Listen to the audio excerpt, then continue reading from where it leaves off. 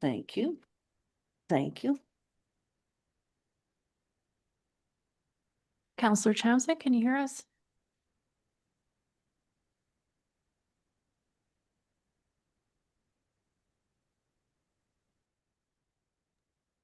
She just texted and asked if we could hear her and we can't. So I don't know if it's on our end. She's not on mute on her end. So.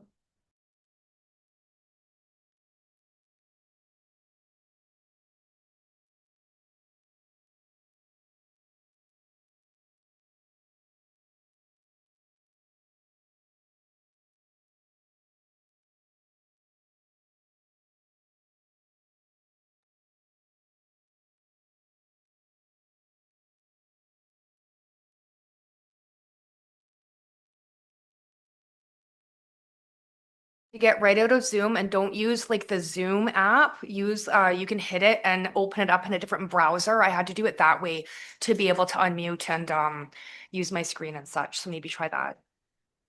I don't know if she could hear. I'll just ask, could she hear?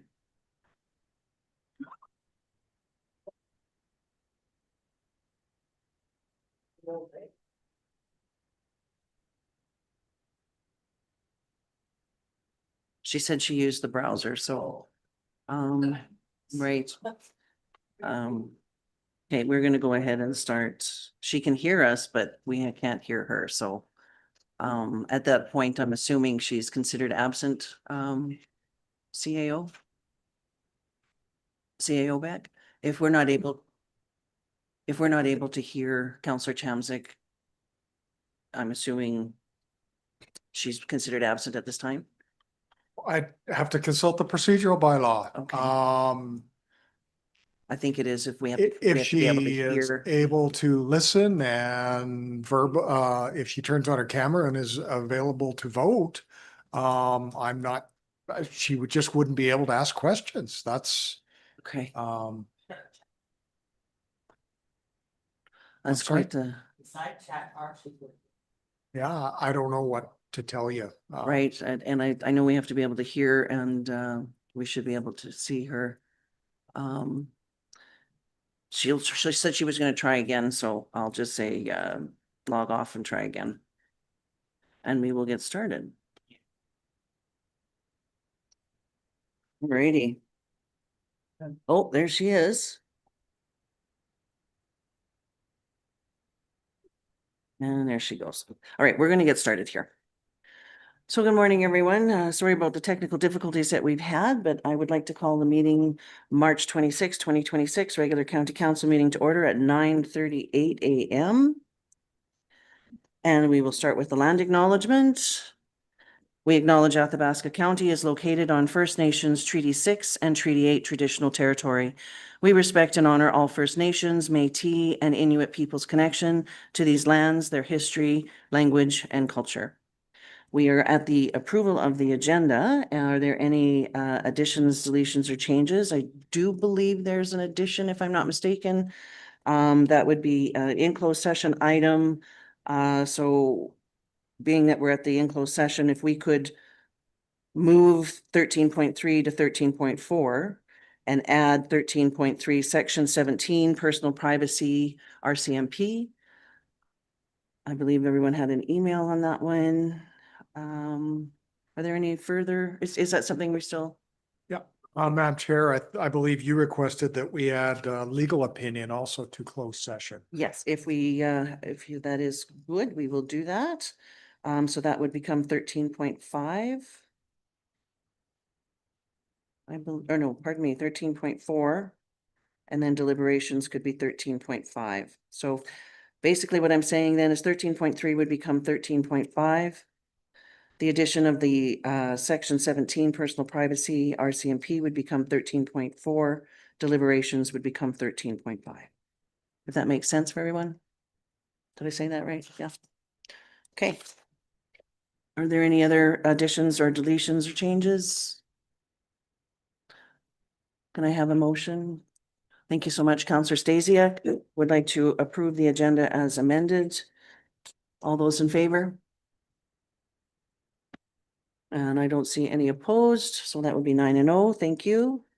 Madam Chair, I'm sorry, I missed one. Oh. Council had asked us to have a bylaw prepared for today and we don't have that added to the agenda. Oh, okay. I'm sorry if we can, amend the agenda to add 7.6 bylaw 022-2026 water and sewer charges. Oh, thank you very much. Water and sewer charges. Awesome. That's great.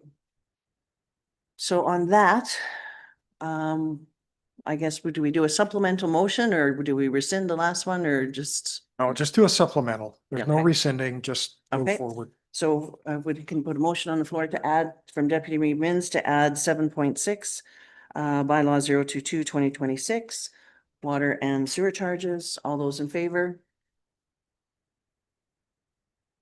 And opposed? One. I don't know if you're voting yes or no, Counselor Chamzik. Aye, okay, 8-1, thank you. Awesome, okay. So I guess with that, what we will do, and I forgot to mention, of course, we have Counselor Chamzik on Zoom.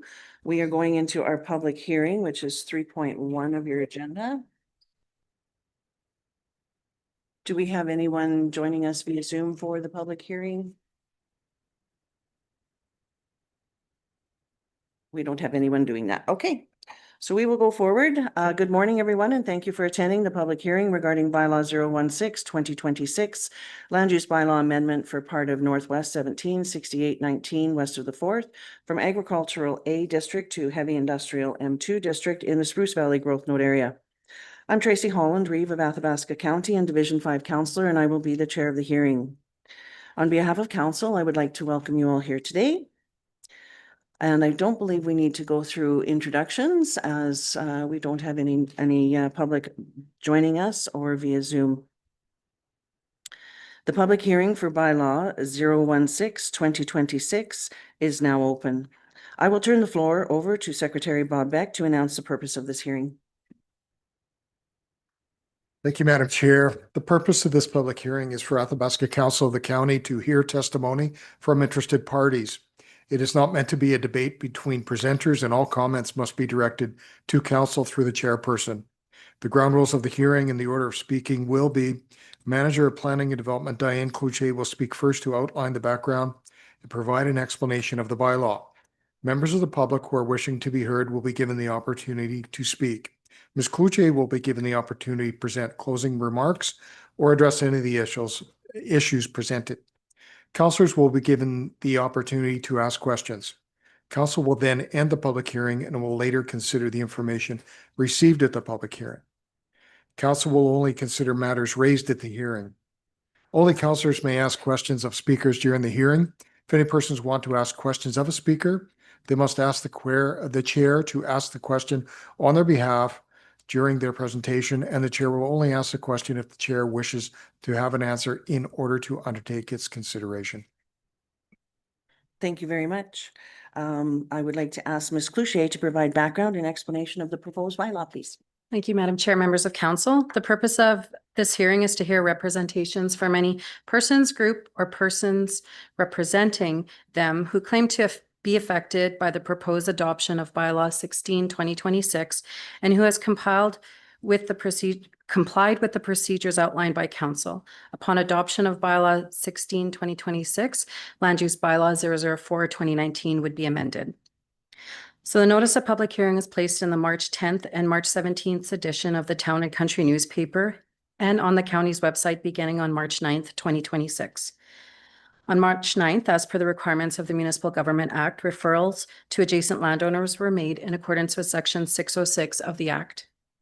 Agencies who may have an interest in the property, as well as Athabasca County's planning and development, agricultural infrastructure services, were also mailed copies of the notice. The deadline for submissions was noon, March 25th, and a submission registry was prepared and circulated to council this morning prior to the meeting. Printed copies were also available. The printed copies were distributed this morning, but emailed yesterday. For the background, Northwest 176819 was previously subdivided 3 times with 1 parcel zoned as highway business, C3 district, and 2 parcels zoned as heavy industrial, M2 district. The remnant of Northwest 17, being approximately 89 acres in size, is vacant. Lot 2, Block 1, Plan 1721259 is 11.76 acres in size and is zoned as heavy industrial, which is the M2 district within with existing industrial development.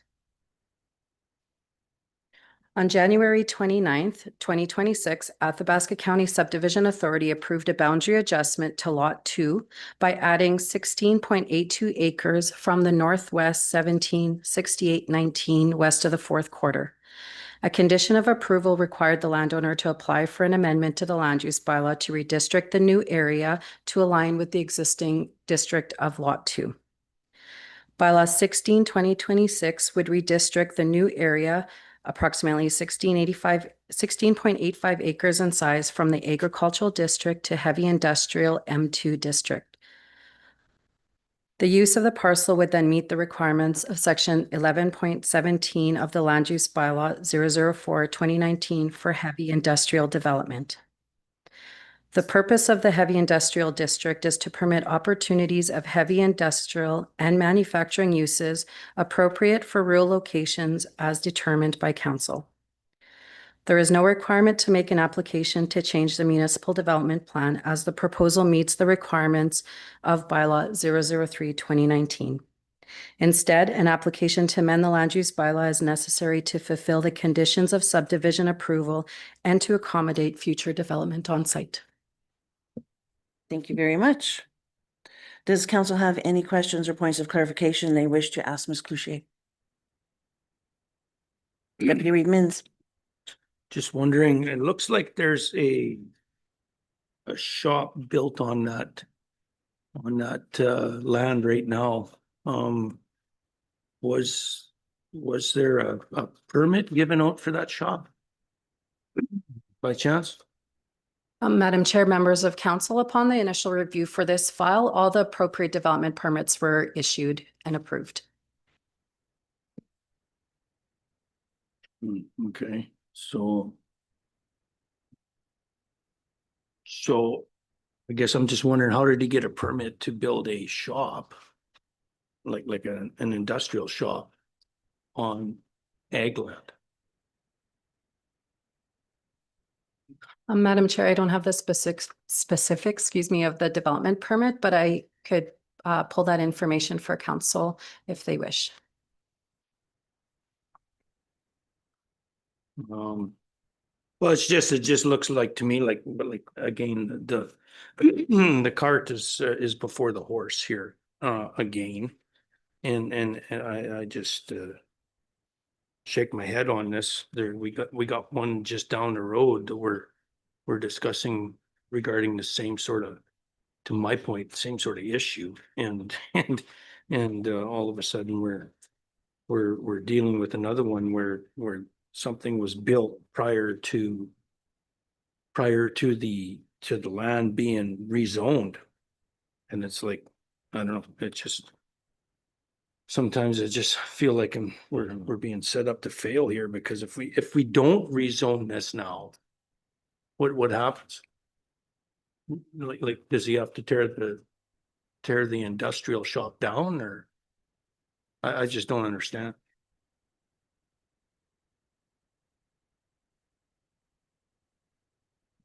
Madam Chair, members of council, we will look into that development permit and we'll provide information for council when we bring this bylaw back for consideration. Okay. Councillor Stasiak? Thank you. Through the chair, the way I understand it is that particular building, and I could be wrong here, but is already on existing industrial land.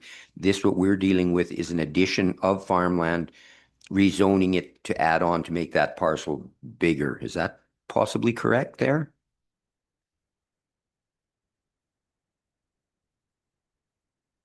I'm just going to look at the aerial, please.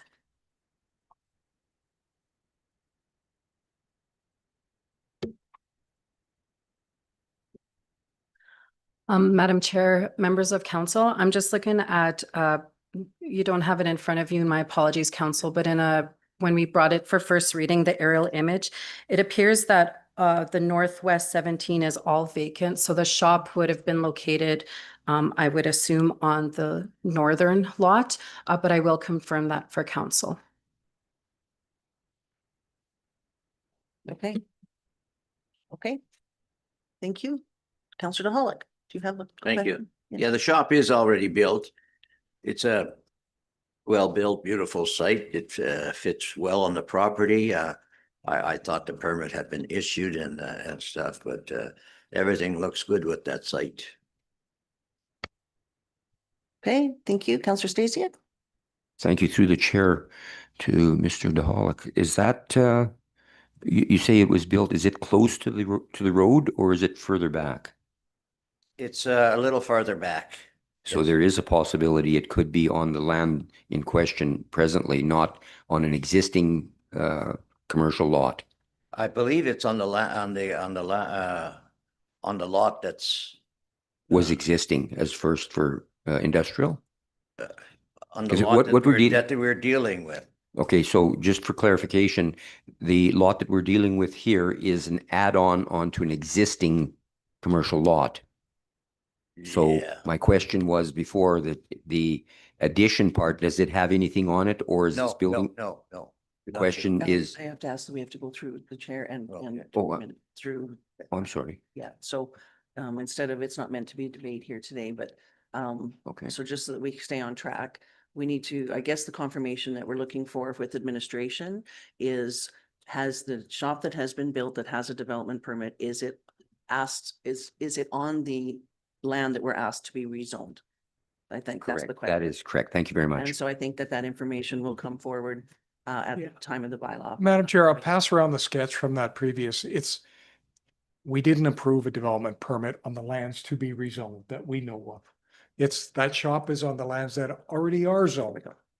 Okay, And I'll Appreciate pass that. the sketch around. there we go. So I think that answers the questions that everyone was having. Thank you. Are there any other questions with regards to that council may have of Ms. Cloutier?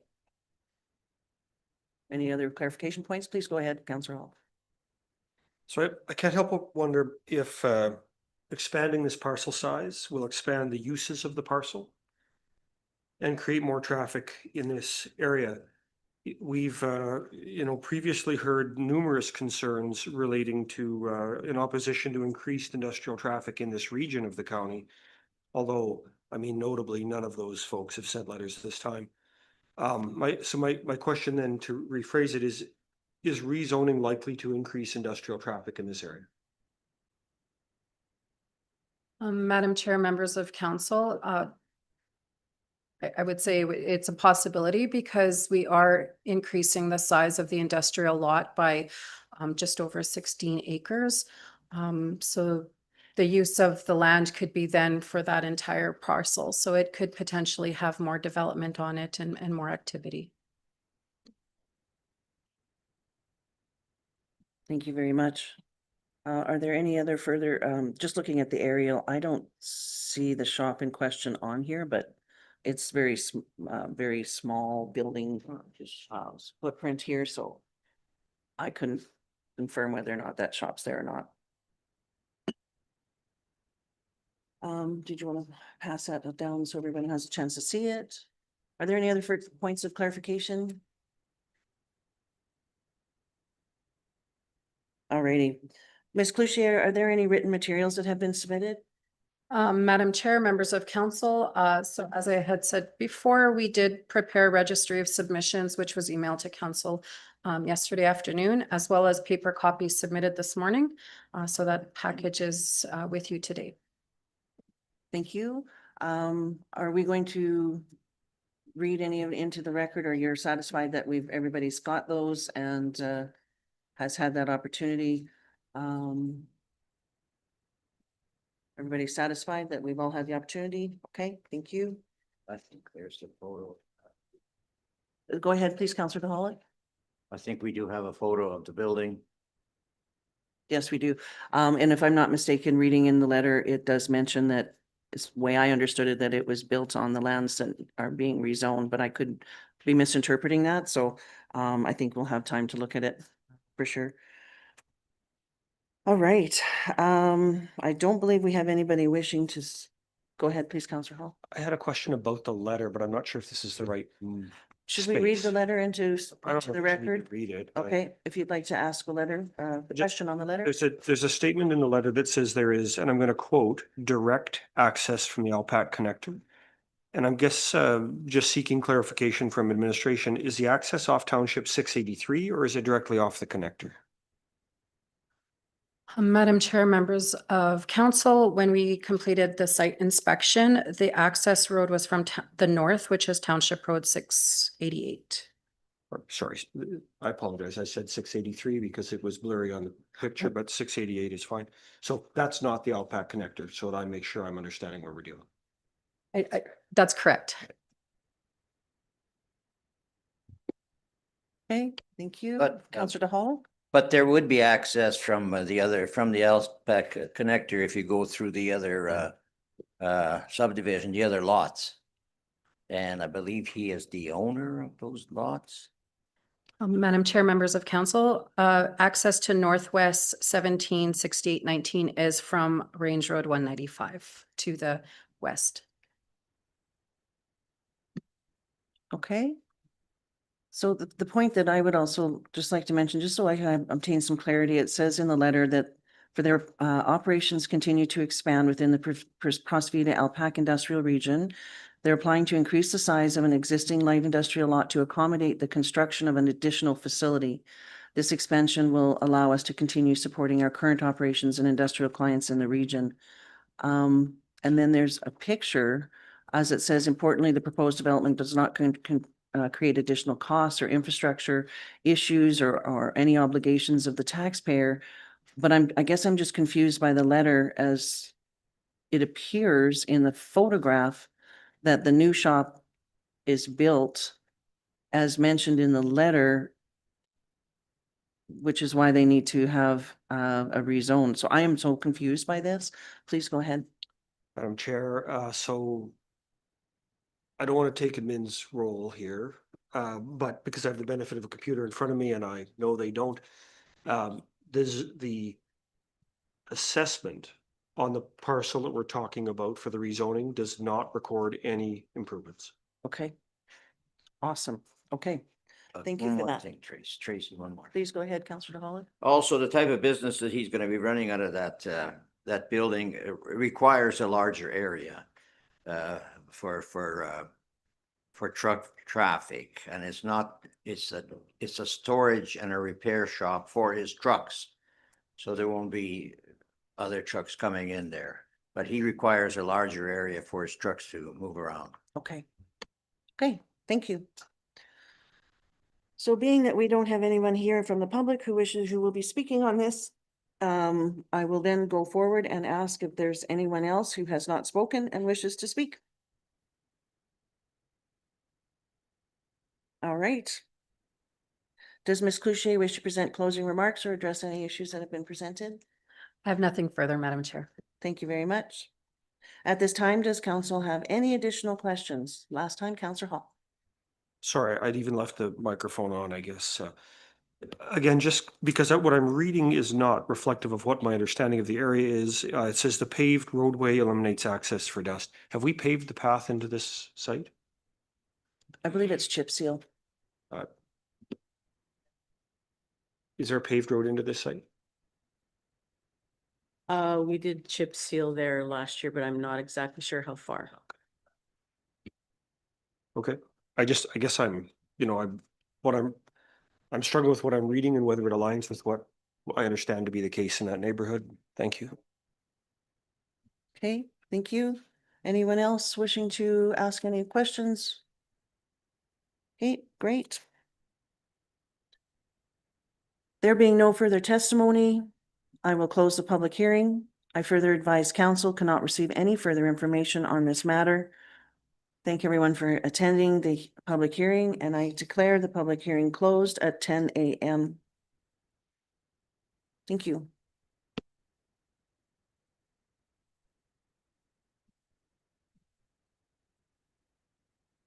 All right, so the next item up for agenda is the approval of the minutes, 4.1, which is page 15 to 23 of your agenda package. Deputy Reeve Mins would like to approve the minutes as presented. All those in favor? Do we have any opposed? I believe we have 8 and 0 as we have lost Counselor Chamzik on Zoom. All right, we're moving on to, the consent agenda, which we did not do, and I apologize. As we're whipping through this here this morning, I guess in that matter, we will just go through the items that we have on our agenda. I apologize for that. We have a delegation coming in at 10:30, which is 5.1, so we will go forward to item 6.1 on page 48 of your agenda package. Which is the minimum tax.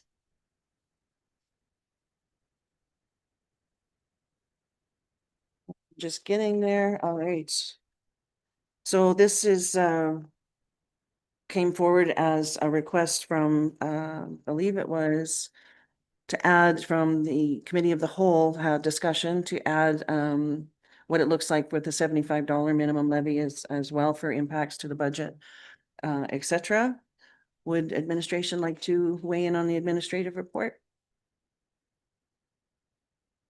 Thank you, Reeve. We just basically the report just updated from the February 17th report. We updated the assessment to the 2026 assessment and then just added the $75. We did not update the assessment for any tax increases or anything, just assessment as such.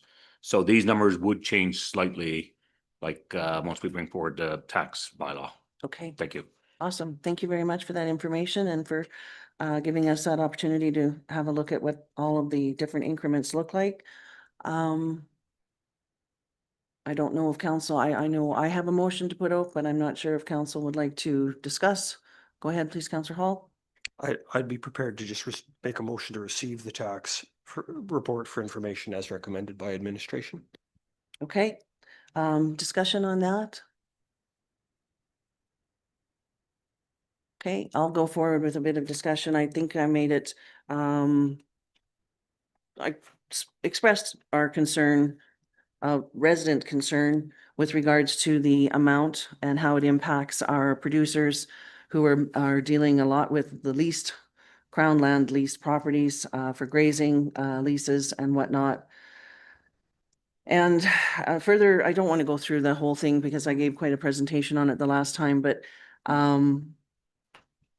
I just wanted to add that Woodlands County is another example of another county who's also struggling with minimum tax and struggling with the ratepayers coming forward and saying, you know, this is not working well for them. It's not, they don't find it to be a fair process. I just wanted to mention Woodlands County decided had originally decided they were going to do incremental increases from 50 to 75 to 100 when they introduced the minimum tax. They chose, due to the issues that were coming forward, the concerns, the lack of information on how it was affecting their producers, to leave it at 50. And so as far as I feel with the information that I've been receiving from our producers that are impacted the most from this, and seeing that there isn't a huge impact with regards to dropping the minimum tax levy, I don't think I can today accept or go with the receiving the report for information, as I would like to see a change in the minimum tax. I don't know how council feels. I do see that there's a difference. Of course, your $100 minimum brings in 95,891. Your $75 minimum brings in 53,197. A $50 minimum would bring in 21,634. And a $30 minimum would bring in 6,849. Again, those figures would probably change a little bit, as Director Daly mentioned. So I don't know where council's at, but I do know that our job here is to advocate for our residents, and that's something I would really like to do. Go ahead, Councillor Chisholm. Madam Chair, I don't agree with the minimum being at 75 or 100. I actually think our farmers are hit enough as it is, And as a farmer and coming from Division 3, we have a lot of farmers with a lot of crown land that's involved in that area. I'm not happy with what's being recommended here and would suggest that we stay at the 30 would be probably fair. With the hits that come in with fertilizer and everything else, which I know is not a problem with the council in this, but it is a problem with our farmers in the area. So I just don't think we should be hitting our farmers. Okay, thank you. Councillor DeHollick. Well, I agree that the 75 is way out of whack here. Overall, we don't, to me, it doesn't seem like we do much for the farmers with our budget and stuff. So yeah, this is one thing that is a little high. I would agree with it to be, I'd like to see it 0, but 30 or possibly 50 was what I was thinking. I know it impacts a lot of farmers in my area, and I often hear complaints, what's the county doing for it? What's the county doing? But everybody hears that, but yeah, it's a little high. Okay, thank you. Is there anyone else who wishes to speak on this matter? Tori? I'll make a comment before you call the vote. Okay, thank you. Deputy Reedmans? Yeah, I think as we're gonna see this spring, we do a lot for farmers. Like access to just even their farmyard is upbeat. To go down to $30 is not in my wheelhouse. I wouldn't drop below 50, and that's the way I would vote. I would go for at least 50, because 100 maybe not, but my vote would be for at least 50. Okay, thank you, Councillor Calhoun, and then Councillor Stasiak. Yeah, I think I'm agreeing with Councillor Mins here. I do agree with you as well, Reeve. We do need to, stick up for our residents, whatever. However, we do help the farmers. Part of our job is also our budget. So we need to find sort of a middle ground in there somewhere that's fair for all, where we're being careful with our budget, but also keeping our agriculture in mind. And I think maybe that's what Councillor Mins, not to put word in his mouth, is just, finding that fair compromise somewhere in there. So I'd be more for that. Okay, thank you, Councillor Stasiak. Just excuse me a second. I got to shut my phone off. I'm sorry, I forgot. Anyway, I'd heard, oh, there we go. Thank you. I've heard discussion from prior council about this $100 scenario, but I haven't really heard much evidence as to the logic that was used in developing that. So if there's somebody that could quickly bring me up to speed as to how the 100 seemed logical, would help me decide what a fair number would be. I know I can't offer much other than we were concerned that 250 was way too high during the last term. And there was comparisons, I believe, with other municipalities. Some, I don't know if the range of municipalities for comparison, in my opinion, were wide enough, but I basically can only speak to the higher amounts were definitely not desirable. And I can't say that it was a unanimous vote by any means. Question? Okay, through the chair, thank you. Personally, from my perspective, I do not want this to ever appear as being a money grab. That's why I'm asking for the logic that was used here to actually demonstrate that there was either a break-even point or a number that had to be there so that we are not losing money on this situation. So I guess in conclusion, I would like to say that, I would like to keep it down to what an assessor is assessing it at times the mill rate equals a number. However, I am willing to accept something like $50. Thank you. Thank you very much. Just further to that, as you mentioned there, I'd forgotten to mention the cost it is to send out tax notices. And I believe the figure was $25 or 30 was, oh, I don't recall that. being- Somewhere north of 35, because I don't our recall. budget is 355,000 divided by 10,000 properties works out to $35 on a rough basis. Okay, I don't recall that from the last term being that high. I think if I went through and looked through the documentation at that time, it was about $25, but that's just trying to deal with memory on that aspect. We also have to remember there are several parcels, and this is where the main complaints that I've been receiving come from aren't accessible. They're having to go through private property, they're having to go through different methods, and sometimes you can't get through to them at all. And so, Councillor Chisholm, please go ahead. Madam Chair, that's really a good point because Crown land, I mean, we can't even do anything with that. Like, yeah, building a fence is a priority, which is a big cost to us as farmers. And yet we can't clear any land and we can only keep like 6 pairs on there. Like it's like you're hitting us farmers where do we really need that as a county? Do we need it, this cash cow?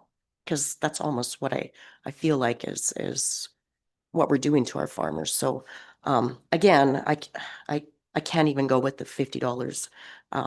30 is where I'd be sitting. I think would be fair.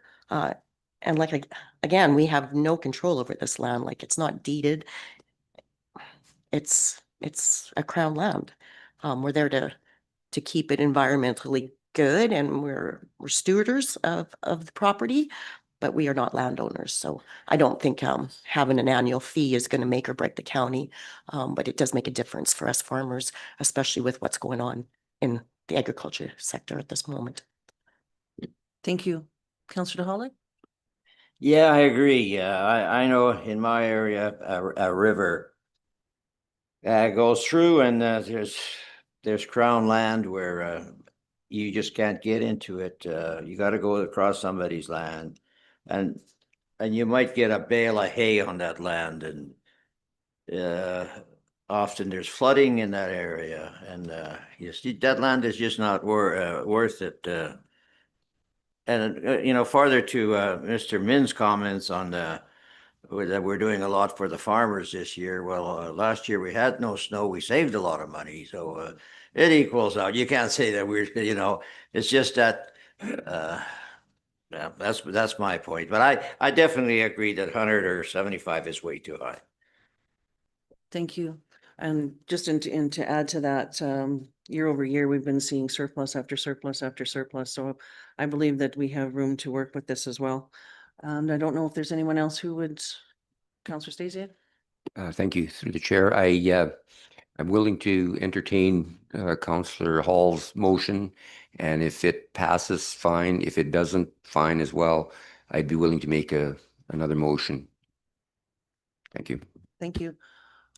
If no one else has got anything to add, please go ahead, Councillor Hall. So I have a couple of comments, but to respond to some of the things that have been said, initially, there was some concept that, you have to ask, what's the control of the land worth? If I've heard this too, the land's worth nothing.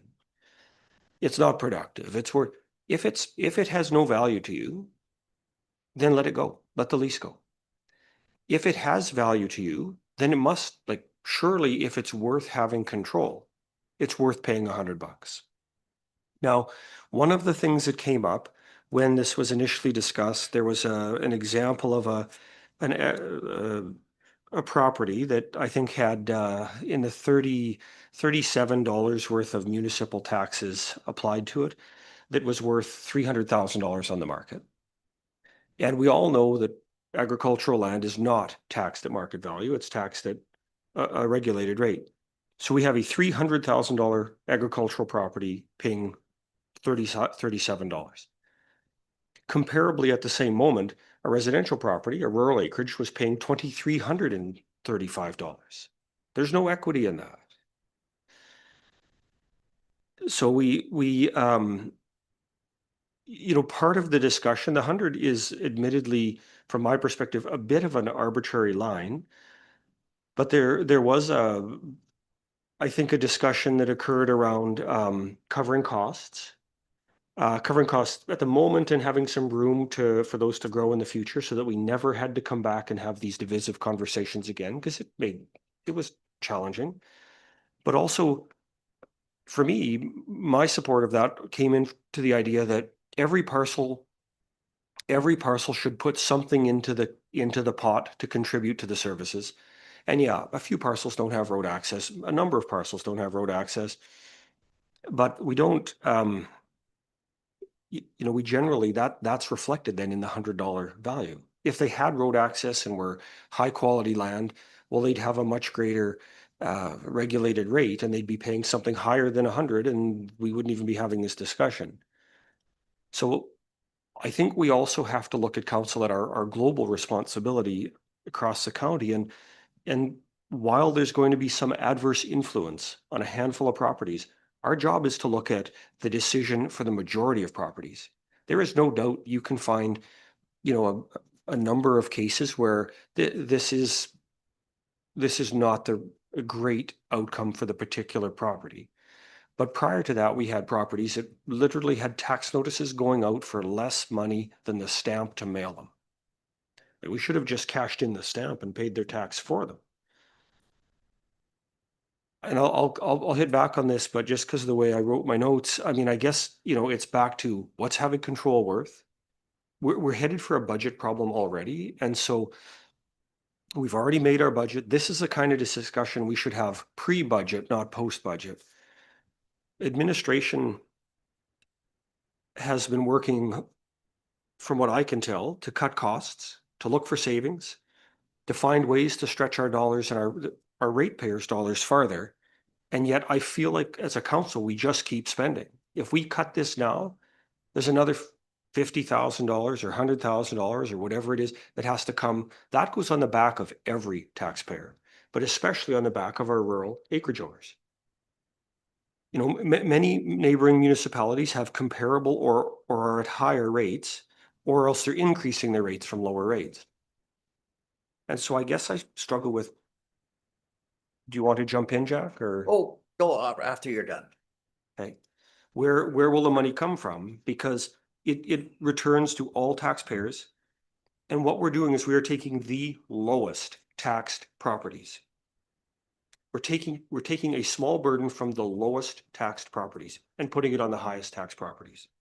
And I think we have to consider that that's not okay either.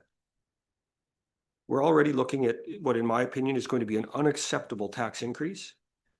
And I think we need to look at something like this during the budget process, but in advance of our budget, so we can have a discussion around how it impacts what our budget looks like, not set a budget and then start hacking away at the revenue streams.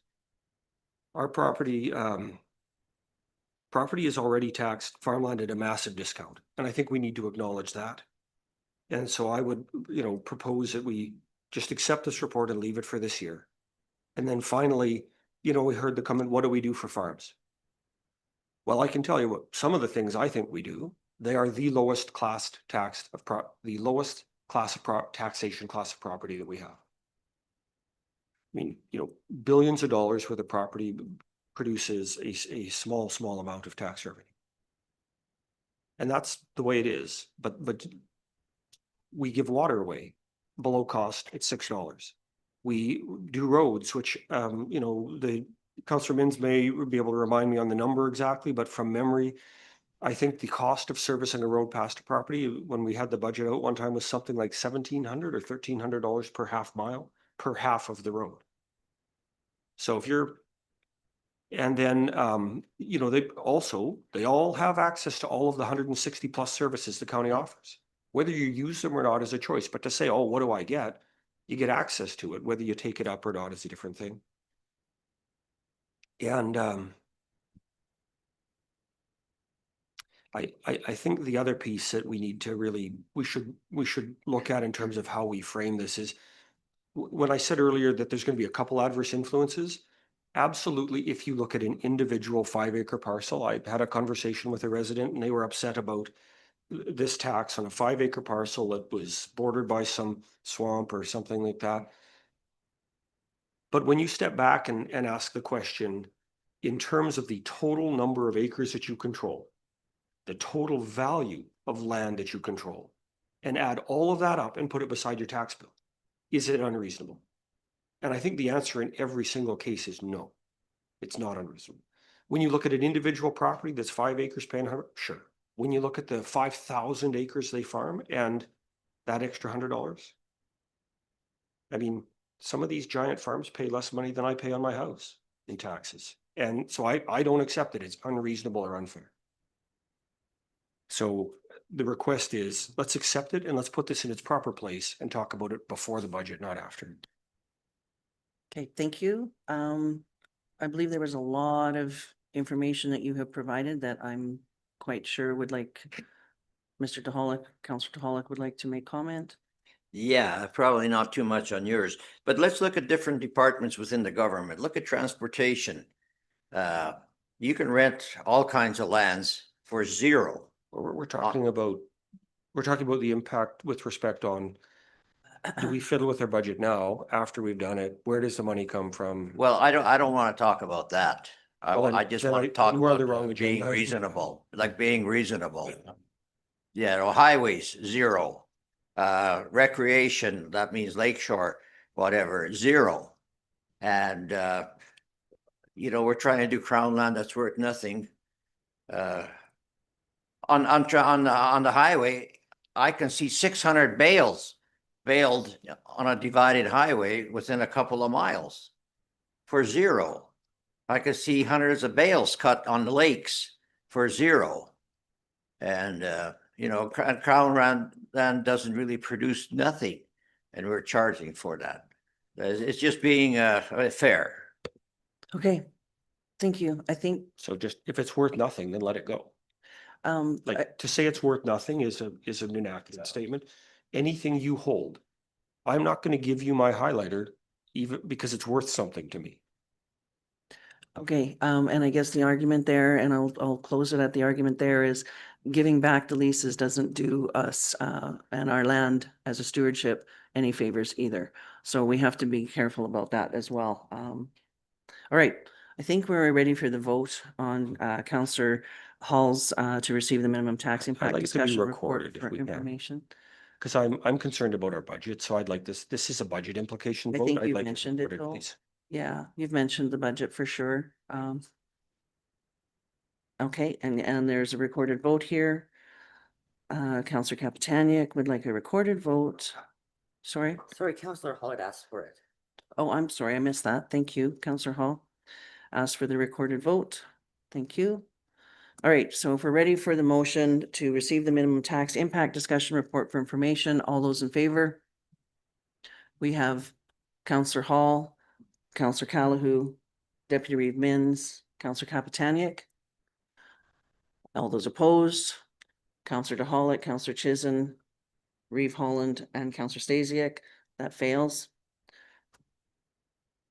Do we have a supplementary motion? Sorry? You said you had one. Okay. I think Ken Stasiak would like to make that, or Councillor Stasiak would like to make that motion, please. Thank you. I'd like to make a motion that we, let's see how this floats, is to set that rate at $30 for at least this year to, for the taxation on small parcels like that. So my motion would be to set the rate at $30 minimum tax. Okay. Thank you. Deputy Reeve Minns. I can't get on $30. I'm just gonna let you know that. Can't do it. Okay, Can't do it at 30. okay. Councillor Kapitaniak. Through the chair, I'd like to ask Councillor Stasiak where he suggests $89,000 gets cut out of the budget. I don't have a comment on the budget per se. I do have a comment though on what I perceive to be logical, calculated, and fair. Thank you. Thank you, Councillor Chisholm. Well, according to our budget, we're always in a surplus, so I don't think this is like that big of an issue. I do believe in the fact that fairness is where we should be looking at. So I do agree with the motion that's been put forward. Thank you. Is there any further discussion, Counselor Hall? So logical, calculated and fair. We haven't even asked administration what our cost is to deliver these notices, so we don't know. From memory, we're going to be delivering this now below cost. Fair would be for farmland to be taxed at its market value, not at the regulated rate. So this is not fair to everybody else, including all the rural acreage owners who we're going to pass this on to. And I know spreading $89,000 across 9,000 parcels is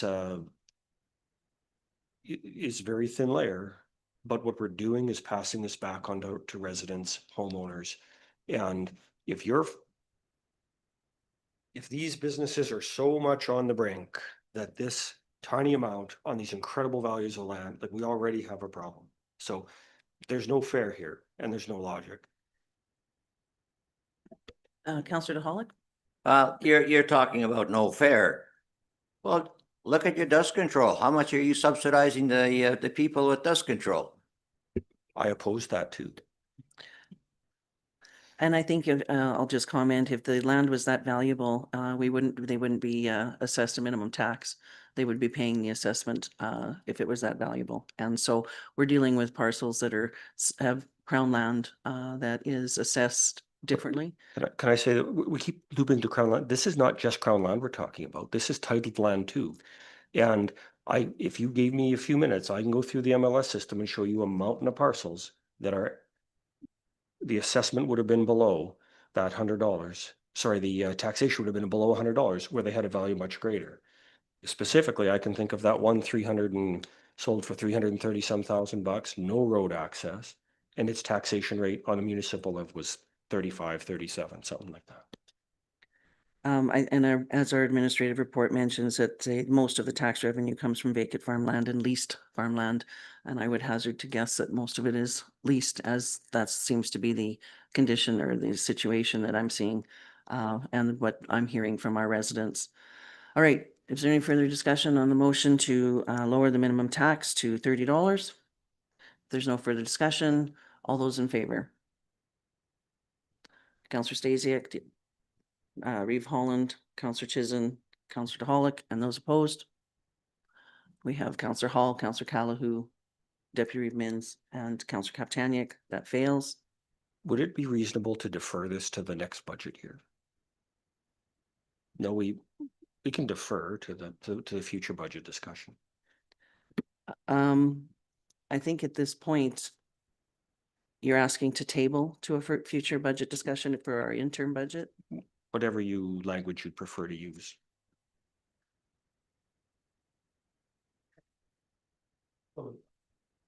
So to Deputy Reeve Mins, a tabling motion is not debatable. So if that's the motions on the table from Councillor Hall, all those in favor to table? Councillor Hall, Councillor Callahoo, and I guess we didn't do recorded, so that's 3. All those opposed?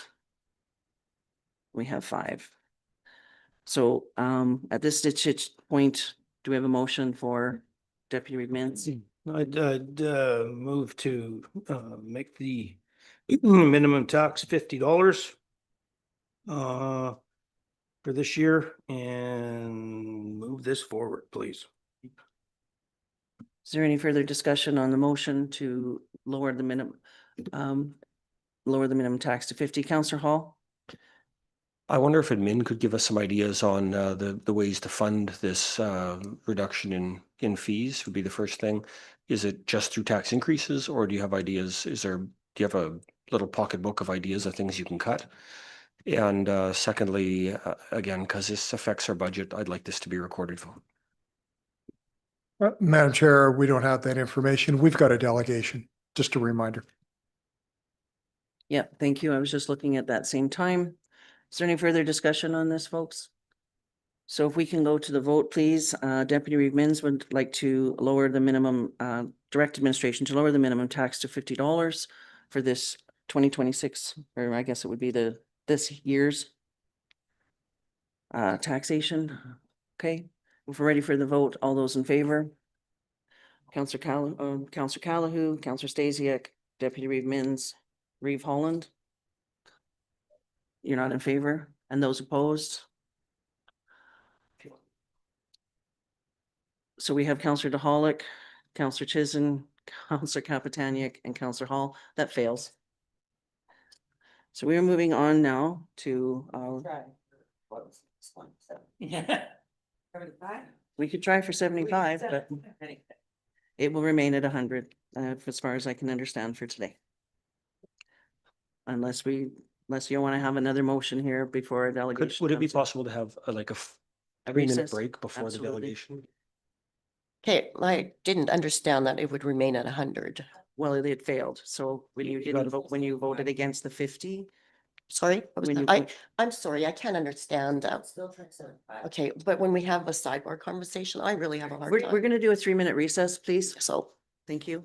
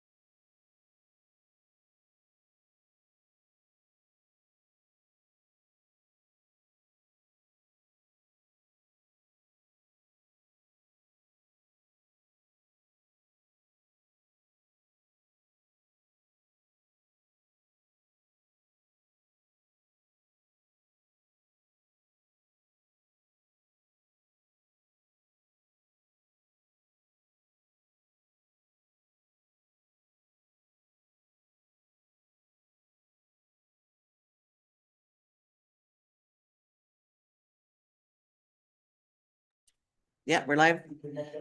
All right, I think we are live and back from our recess, and we have our delegation from Accurate Assessment Group here. I'm sorry for the delay in holding you up. I think if we could, folks, we can start with introductions, and we'll go on my right, please. Good morning, Rob Mins, Division 8, the Baptiste Lake, Highland Lake area. Good morning, Ken Stasiak, Division 1, down in the Rochester area. Good morning, Cody Callahoo, Division 9, north of the river area. Brian Hall, southwest Athabasca. And on my left, Good morning, Lucille Chisholm, Division 3, so Boyle, Elscott, Caslin area. Good morning, Jack DeHollick, Division 6, Wandering River, Alpac area. and we will have Councillor Kapitanic from Division 3. She's just on her way in. If she'd like to come on in and introduce yourself, please. Hi, Natasha Kaptanik, Division 2. Division 2, oh, yes, I said Division 3, pardon me. I'm Tracy Holland, Reeve, and Counselor for Division 5, which is central of the county. And we also have with us Angela Kurzmerschuk, who is our communication coordinator. I always get her name mixed up. Miss Leah Blair, recording secretary. We, of course, you know, CAO back and behind us. We have Director Ambly. Do we have Director Galley there? I believe I can see. And we also have Miss Grace Cadillac, who is our property tax guru. And if you'd like to go ahead and introduce yourself again, thank you for being here this morning. Yeah, thanks for having me. Good morning. My name is Chris Meadows. I'm with Accurate Assessment Group, and I am your appointed assessor. Fantastic. Please go ahead with your presentation. Okay. Perfect. See if I got this working. Okay, we'll start here. Perfect. So I guess first off, obviously, I'm here by myself today. Troy Bertels, who was here last time with us, unable to make it today. Just had a little bit of an accident a few weeks back and is unable to be here in person. But he sends his regrets, and if there's anything that I can't answer or anything like that, we'll pass it on to him and we'll get back to you as soon as we can. So we'll get into it. So here, first off, is a map of our clients. Obviously, Athabasca County, very much involved. We're very proud of this map. As you can see, we have quite a few contracts between Central and Northern Alberta. We like to think of ourselves as your trusted advisor when it comes to assessment and anything assessment related. So if there's any questions that you may have with regards to the assessment process, please feel free to reach out to myself or Troy or through Grace, and we'll answer any questions you guys have. And like I said, I'm Chris Meadows, the appointed assessor, and we have Troy and Kurt who have been heavily involved in the assessments here the last couple of years. And Levi and myself have kind of been out doing the inspections. And at the bottom there, we've hired 2 new assessors, Tyler and Colt, last year. So we've trained them up this last year, and they'll be out by themselves here starting next month. And so you'll probably see them along with myself in the field going forward. So we'll get into the numbers now. So here we have a comparison between 2024 and 2025. So as you can see, total assessment went up 3% in the county. Residential saw a 5% increase. So that 65 million difference there is broken down into new construction and market change. So it's actually new construction in the county made up 13 million of that 65, so roughly 1%. And then 52 million in market change. So just based on sales information and sales data that we got, that was like close to 4% increase. Non-res, 8% increase. Again, there, new construction, 1.7 million or 2%. And the market change was 5.6% of that 8%. Dip and linear, those are done by the government. So we get the numbers just like this, but we don't do the inspections on any of that stuff. That's all government. So you can see there, 3% and 2% increase in those. Farmland regulated assessment, so it doesn't change much year to year. Whatever does change is usually either new subdivisions or some farmland taken out or a change in use from farm to market. And exempt buildings are exempt. That again is 10.5 million, not taxable. We do keep track of any new buildings, so any farm buildings would be under the exempt tab. Anything that's owned by a municipality would also be exempt, so they would be under that number as well. So the numbers this year are quite a bit different than what we showed last year. I think the overall increase last year was like 35% instead of 3%. So this is much more what we see normally throughout our municipalities. So I would expect these numbers to be pretty similar from year to year. Just before we move on, could I just ask, Chris, can you repeat the market change on the residential one? Yep, for sure. So it was 52 million, which was 3.7%. Yep. And yeah, if you have any questions, we do have a slide at the end for questions, or if you want to break in, no problem there. So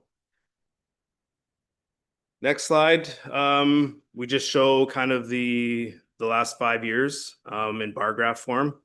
So you can see the residential, we had the big jump there last year, but very small this year compared to the previous. And then non-res pretty steady.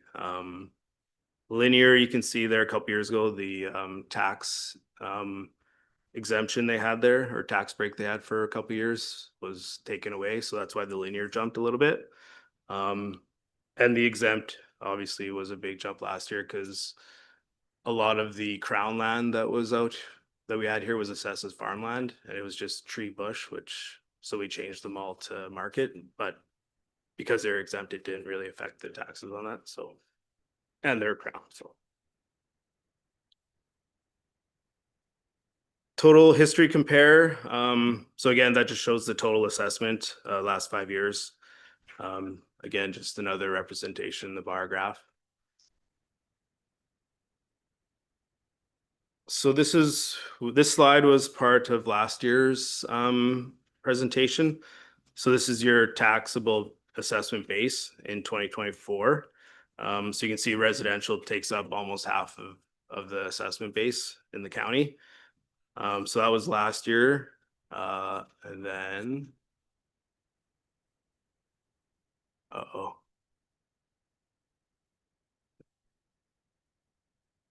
the next slide is 2025.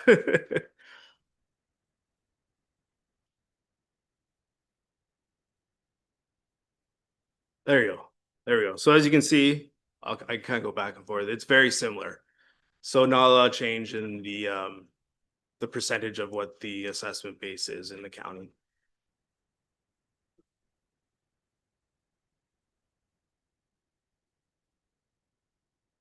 So this slide here shows the taxable assessment change by percentage.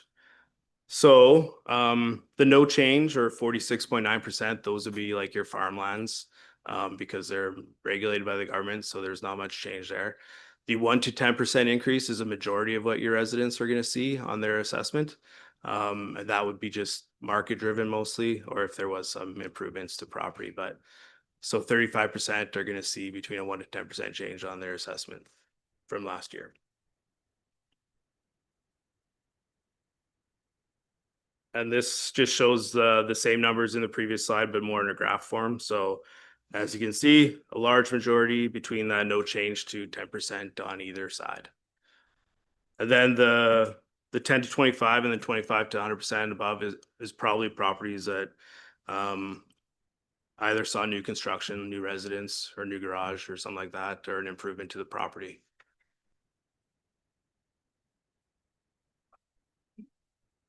One question, so Yep. the negative 1 to negative 10%, Yeah, the -1 to -10% was probably just maybe in an area where we saw a decline in the market, maybe. So then their assessments would go down slightly. Or like if they took a mobile home or removed a building from their property, then the assessment would go down that way. Okay, thank you. So same kind of taxable assessment change. So same as the percentage, but more a number form, I guess. So again, the 46.9% are in that no change. And then, yeah, 20% in the $1,000 to $10,000 change on the assessment. Obviously that would change, depend on like, you know, you build a brand new house kind of thing, you're going to see $100,000 to $99,000 or $900,000 change. So yeah, again, 95% in that kind of minimal change either way. Again, here, just kind of the same numbers previously, but shown in a bar graph form. Just kind of gives you a better visual.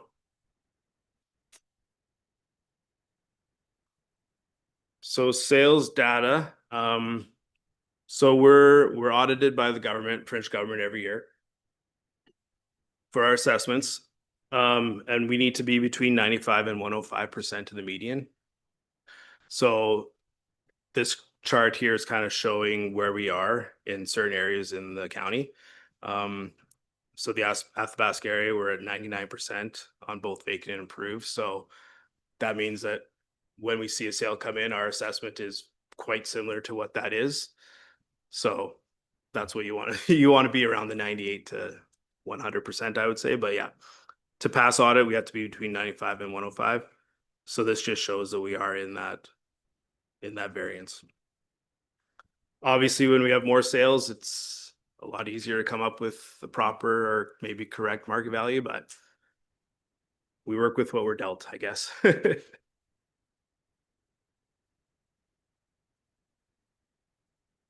And so this slide just shows the difference year to year in the assessment. So these numbers are just the difference. So like in Athabasca area, we saw a $25 million increase, 4.7%. Broken down, that's 0.8% in growth and 3.9% in inflation. And those numbers are pretty similar throughout the county. Grassland, 1.6% in growth, 1.8% in inflation. Lake subdivisions, 4.1% total difference. 1.1% was the growth, 3% was market change. So this kind of just shows, see Hamlet's at 9%. That was 1% growth and 8% inflation. So a little bit higher sales in some of the hamlets that we saw from previous year. If anybody wants like the breakdown of, I have it all right here. I don't, if you want me to go through each one, I can, or. I think, did you have a question, Councillor Hollick? Just a quick question. Yes. Was the Alpec assessment, is that included here? The Alpaca assessment would be in the, no, it would not. This is all just residential. Councillor Hall? Yeah, so the Alpaca would be industrial linear. Okay, I think we're good to go. Thank you. Perfect. So I'll just go to this one first. I'll skip ahead. So every year we do a reinspection, a 25% reinspection cycle. We're mandated by the government to visit each property at least once every 5 years. So we've broken the county down into 5 different areas. So when we took over the contract a couple years ago, we did a full reinspection of the county, as you guys are aware.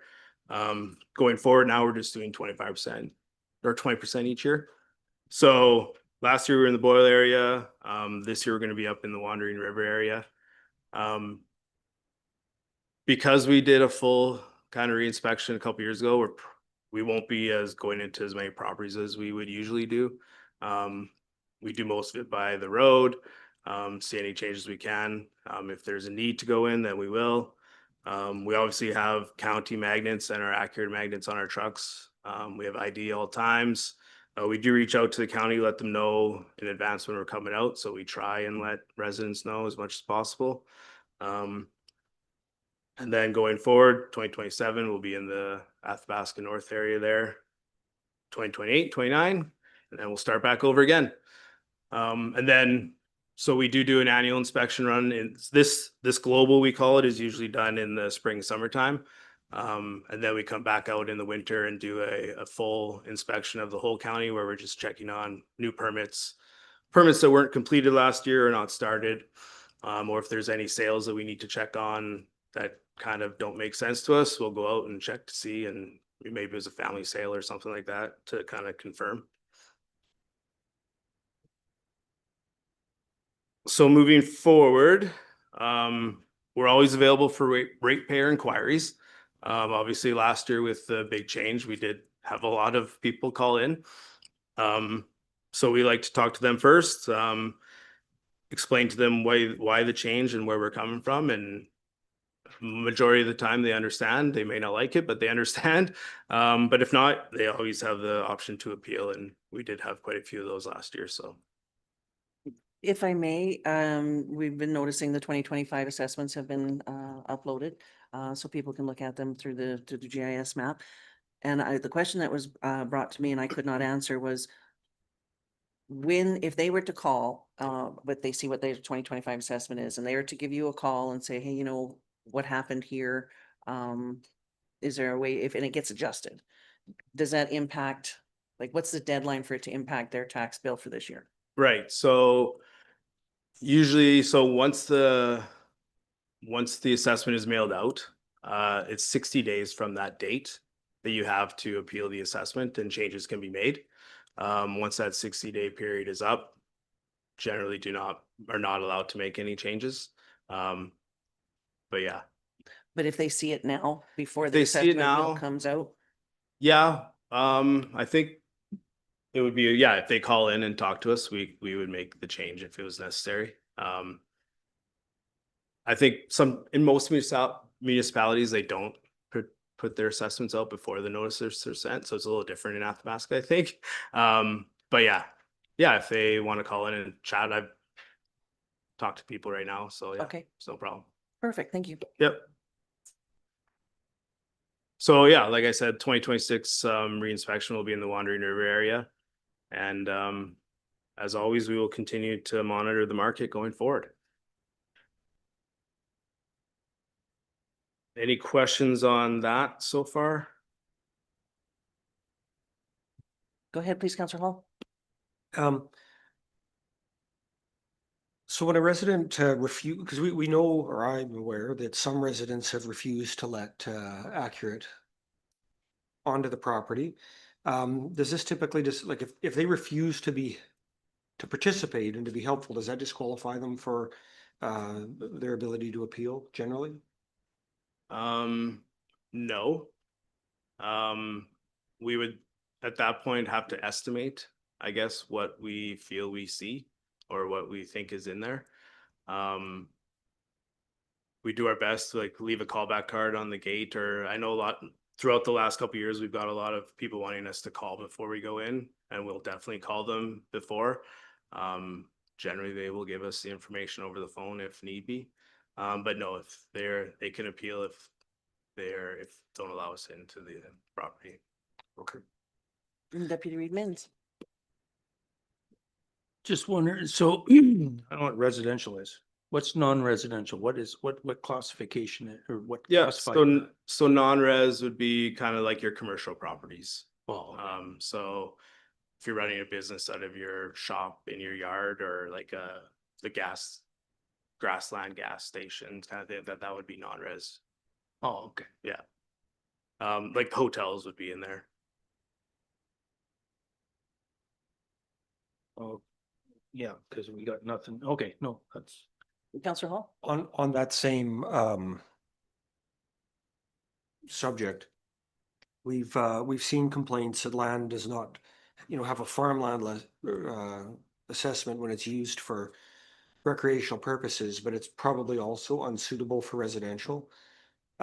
What can you give us any guidance on responding to that issue, or whether calling it seems to me the default classification is residential. Is that really the right title for it? Should it be called residential, recreational, and Right. everything that doesn't fit elsewhere? Yeah, so in Alberta, land can be assessed 4 different ways. Farmland, residential, industrial, or commercial. So there isn't that. So if it's obviously not being farmed, if it's a rec property and fully treed kind of thing.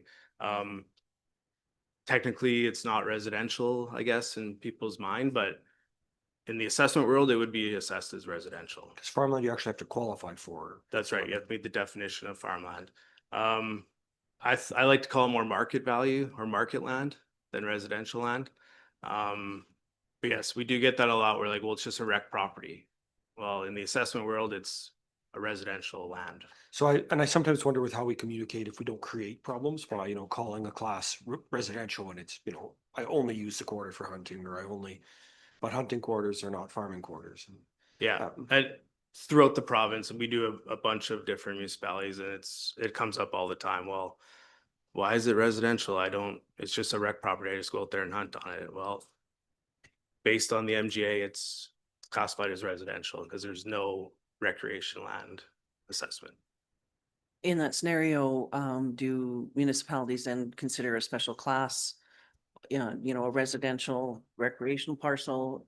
that kind of thing? Have not seen that in any of our municipalities. Okay, Certainly is an option, but we have not seen it. okay, so it is an option. There are subclasses that you can do, yep.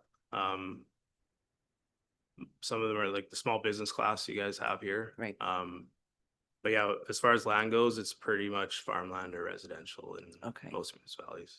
And so it's not called vacant residential, it's not called, any other thing. It could be, just- I mean, it is vacant residential. Yeah. So, but as far as like when it shows up on their assessment, it's just gonna say residential. Residential, Yeah. okay.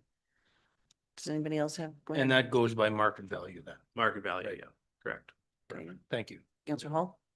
Just because about half the table is new from last year, I wonder if, when we were looking at the graph, I think on page 29 of our agenda, would you be willing to take 2 minutes and make sure everybody's clear on why the difference between the 2023 and 24 assessment years was so great? Because it's like that clearly was not market. It wasn't reflective of the This one? change in market. Yes, that one. 29 of the agenda. See if I go back to it. Right here, so. Right, so you're kind of talking about why the big jump in the residential. So. Yeah, there were a lot of parcels, I guess, that when we did our inspection. Were fully treed, like no fence, clearly not being farmed, but were assessed as farmland previously. So our job is to assess the property as it should be assessed, and based on the MGA, if it's not being farmed, then it has to be residential, industrial, commercial. So yes, last year there was a huge jump. I was just talking to Grace before, and I think we sent out like 278 letters of land that had changed from farmland to market. This year, I think we did 20. So, yeah, that was one of the main reasons for the big jump in the total assessment increase. Obviously, farmland, 160 acres of farmland assessed as farmland is like $20,000. Market land, 350 or 320 or 280, right? So that's a huge change. So that's a majority of the jump in residential last year, and market as well. There were some areas where the market values were far lower than what the market was. And even after talking to residents, they understood. They're like, yeah, my property is worth way more than what we have assessed right now. And they may not like it, but they definitely understood it when we talked to them. Some people didn't like it either way, but Yeah, some people definitely didn't like it at all, and yeah, we had interesting conversations for sure. Are you able, just for everybody who's new to the table, to give the definition of what farmland is? yeah. So farmland would be raising, producing, and selling of an ag commodity. So cattle, obviously, sheep, any crop that's planted, hay. If you have bees on your property, that would be considered farmland. There's also Christmas tree, like woodlot farms, would be able to get farmland if you had a woodlot management plan in place, through the Woodlot Association of Alberta. We had a few of those this year. But yeah, I guess cattle, hay, crop, those would be the the most common farm uses. Thank you very much. And just to add to that, a few barnyard chickens isn't gonna cut it. You know, I think, you know, Yeah, yeah. yeah, the hobby farms, I guess, that you're just, you know, you have a few chickens on your property for eggs and stuff, you have to be like selling them. So how many chickens does Jack need to qualify as farmland? So that's a tough part because in the definition of the MJ, it does not state a minimum requirement. So it's kind of up to, I guess, the assessor.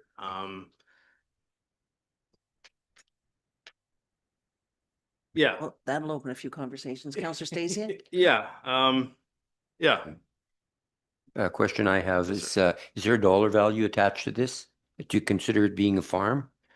Because we are now seeing Yeah. $10,000 horses being sold and maybe only 2 of them a year. And we're seeing bulls that are bringing anything from $10,000 to $50,000 and they may only have 10 of them. So is there just a number that the criteria is, or is it just There's whether or no- not you're selling something? Yeah, I think previously, way back in the day, there used to be like a $10,000 minimum. That is not the case anymore. From what I've seen in the MJ for the definition. Okay. Go, Counselor Capitani. I just had a question for clarification from remembering our conversation last year. Were horses considered an egg commodity if they were not produced for meat? They are not. They're No, not. No. Okay. Yeah. One more other question that I noticed in one other municipality, I haven't done a big deep dive into it, but another municipality in the province is setting up recreational RVs as a special class. Have you seen that in your experience?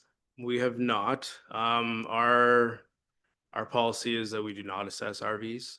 That was one thing when we took over, we removed all the RVs from assessments. Okay, If you can pull your truck in there and take it away like tomorrow, we do not assess them. okay,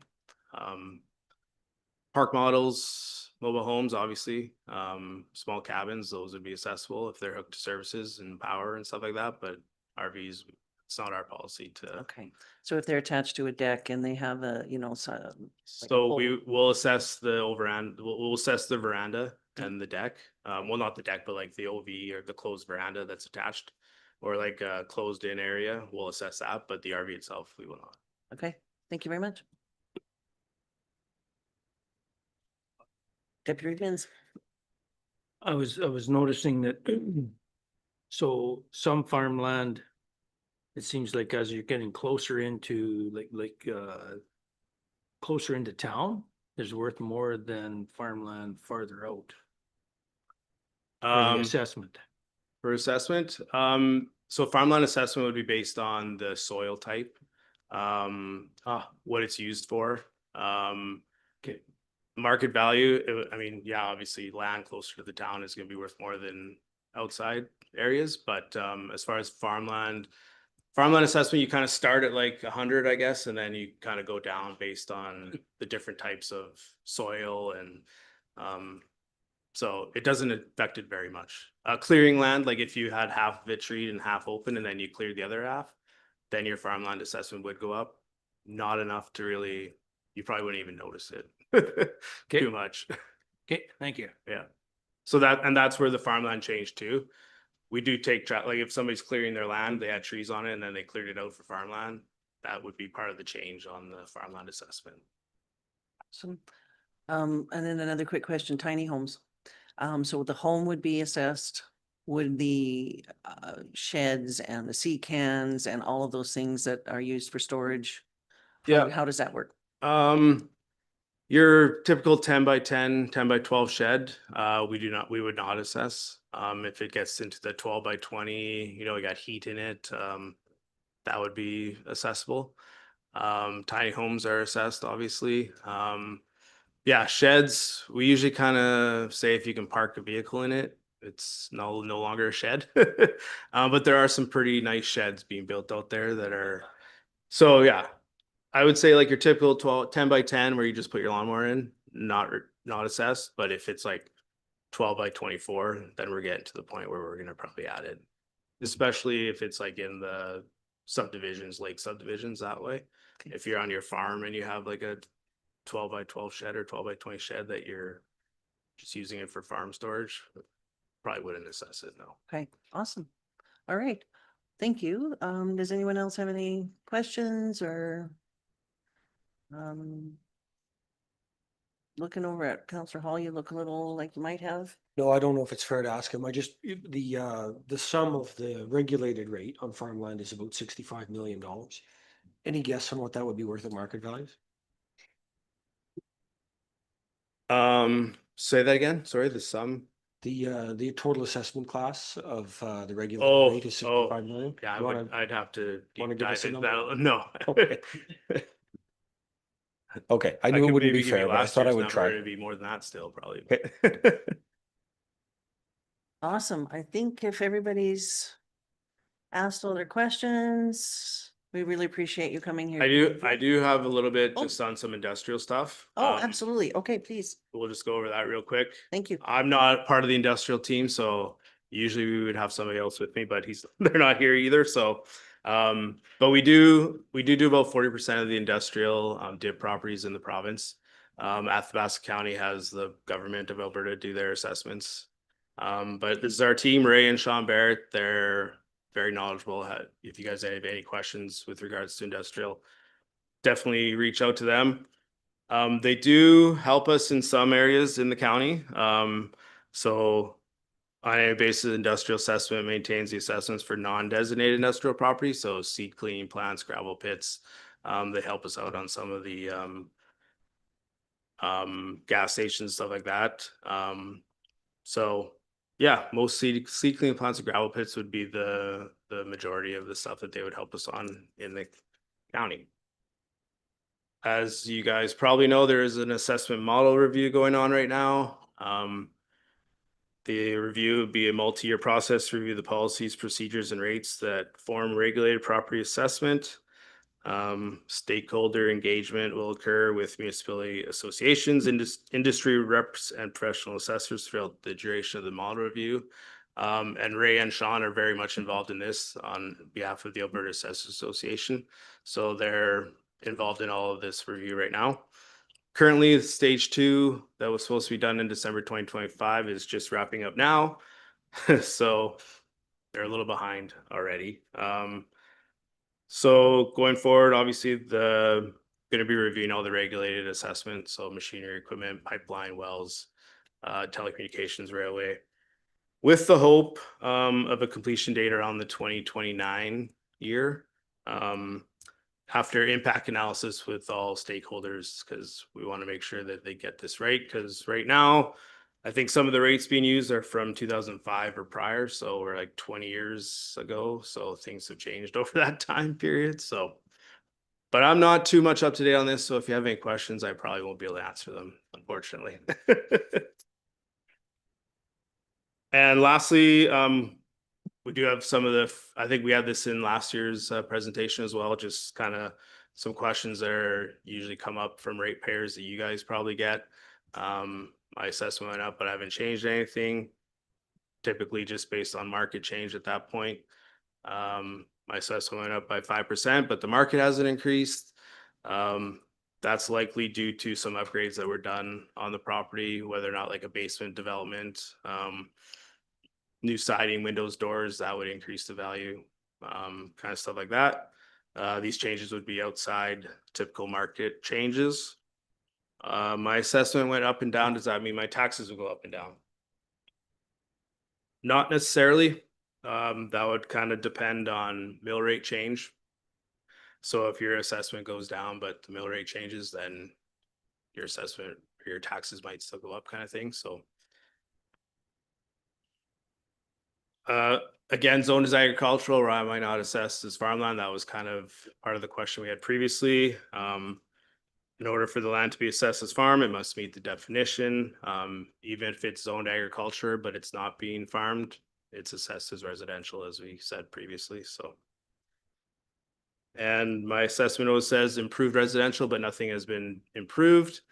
Improved residential is just another word for the buildings on the property. So your house, your garage. I don't know why they don't just say like house, garage, or they say improved residential. So people do get confused. Like I haven't improved anything, but It's just your buildings. That's what the notice is. What changes to the property affect the assessment? Obviously, new buildings, removal of buildings, change in use in the land or subdivision if you've subdivided some of your land out, that kind of thing. So those would be a majority of the questions that we get, and I'm sure that you get as well. That's Absolutely. my presentation, I guess. If anybody has any other questions or anything else? Please, Councillor Hall. Two questions. When was the last time the formula, so you just talked about the rates on the industrial stuff changing in the 2000s. When was the last time the regulated rates on the ag side changed? Regulated rates on the ag side. Well, Like the formula for how? yeah, probably before I started, which would have been 15 years ago. A long time ago, I think. I don't have the exact day, but yeah. And one of the questions that I've heard a number of times is someone's freaking out because the farmland across the road for them just sold for 700 grand and they're afraid that their acreage, now the underlying value of their acreage is going to be reflective of that. And I guess the question is, the sales price of farmland has no impact. I just want to, make sure we've all heard what farmland is selling for has no impact on the value of the farmland that also is any land that's also classed on the regulated rate. So farmland sales would affect land value. Would affect market land sales. Yes. Okay.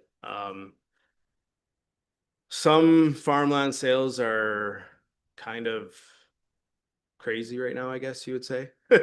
So if it doesn't make sense and like if there's like one sale that's $1 million and the 20 others are around 500, we're not going to use that $1 million sale in the analysis because it's clearly an outlier. But if it does, like if it's 300 grand and that's typical of what quarter sections are going for, then yeah, that affects the land value. I mean, market value land is market value, right? So Thank you.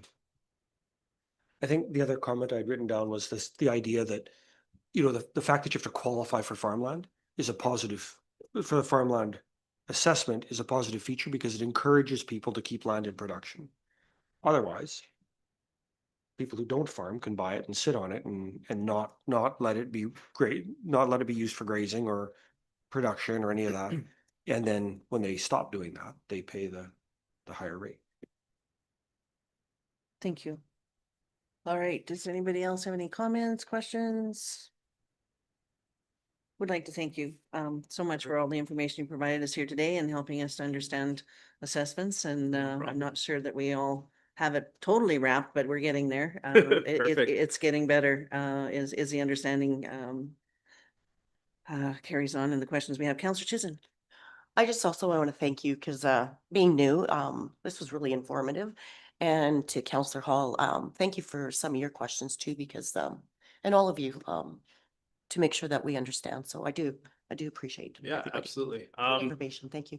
There is, I don't know, I think there was the Alberta Assessors Association did put on a course for new counselors. I think we passed that on to council or to administration. So I'm not sure if some people took that course or not, but they might be available online. I can look into that as well.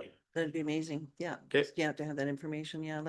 Any training we can get as elected officials is always Hey, benefit. like I said, I've been doing assessment for 15 years and there's still stuff that I'm Right. trying to learn. So it's There you go. So Wow. thank you. Thank you again. Oh, Deputy Reed Mintz. Just want to say thanks for this. I've been sitting around this table for just about 5 years now and getting different people saying or trying to explain assessments and stuff like that has been a nightmare on my end, trying to figure it out. yeah. What you do here for the new council is very, very informative and thank you for that. Yeah, thank you. And we love to come and present. So we'll come anytime. Perfect. Thank you. Awesome. Perfect. Thank you again. Really appreciate it and your time being here and wish you safe travels and we wish Troy well. And hopefully everything works out well for him. And You bet. I think if we can take a 5-minute recess, we'll go with 7 minute, we'll just go with the 10-minute recess, folks, so that everybody has a few minutes and we can say goodbye to Chris. So thank you very much.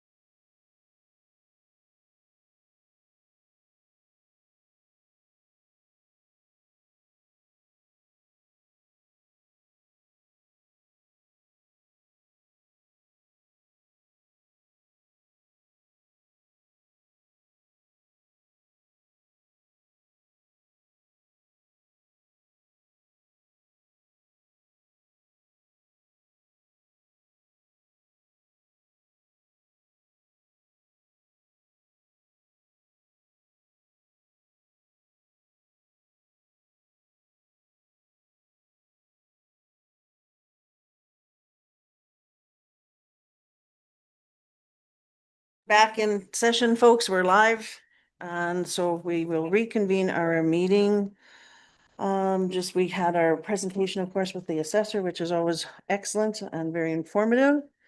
I believe we are at 7.1 of the bylaws 011-2026 land use amendment, Northeast 367117, west of the 4th, and bylaw 012-2026 Hamlet of Wandering River Community Plan amendments. And that's on page 51 of your agenda package. And I believe we have Ms. Cloutier here. Would you like to weigh in at all on the administrative report? Madam Chair, members of council, thank you. I guess just going back, based on following first reading that was granted on February 12th, a public hearing was held on March 12th for these two bylaws. Just to recap, the applicants own and live on property that is located directly north of Northeast 367117, and access is through a dedicated unnamed roadway connecting to 52nd Avenue. The applicants own and operate a trucking company and wish to construct the garage on the property for equipment storage, and the rezoning amendment to the Hamlet of Wandering River Area Community Plan is required to facilitate that proposed future development. On December 18th, 2025, the applicant applied for a development permit to construct a 56 by 60 foot garage with a height of 24 feet. In the residential district, the accessory building is not permitted without a principal building or use on the parcel. And in addition, since the proposed use of the garage was more intended for commercial use, the Hamlet Residential District does not allow for that commercial use. And as such, the development permit could not be processed. It was also suggested at that time that the applicant apply to amend the land use bylaw to redistrict the lands. Adjacent districts in the area include Hamlet Residential to the north and east respectively, Country Residential to the west on the south part of Northwest 36, and industrial on the south part of Northeast 36, and to the west, which is the north part of Northwest 36 quarter section. Bylaw 11-2026 proposes to redistrict 0.82 acre portion of Northeast 367117 to the direct control district to give council the authority to approve and regulate specific development on a case-by-case basis. The purpose of the direct control district is to provide for development of land uses under individually unique or special circumstances requiring site-specific controls where the application of conventional land use districts would be inappropriate or inadequate. Redistricting the lands will allow the owner to continue with their development permit application, and the application will be presented to council for review and consideration. The direct control district provides council the ability to include specific conditions of approval unique to the proposed development and area. In the direct control district, in accordance with section 6.1, subsection 2 of the land use bylaw, there is no appeal mechanism for development permits. Administration and the applicant agreed to reduce the area of land from 4.3 acres down to 0.82 acres. The revised area will still provide adequate room for the proposed 56 by 60 foot shop and some outdoor storage. Schedule B of bylaw 11-2026 was amended to remove accessory buildings, industrial use medium, and C-cans from the list of uses and replace it with specifically the 56 by 60 foot garage and outdoor storage. Administration changed the maximum height from 36 feet to 26 feet, which is what the applicant proposed as the maximum height for the garage during their presentation at the public hearing. For reference, the maximum height for accessory buildings in the Hamlet Residential District is 24.6 feet. Further regulations around outdoor storage, lighting, and surveillance is included in Schedule B.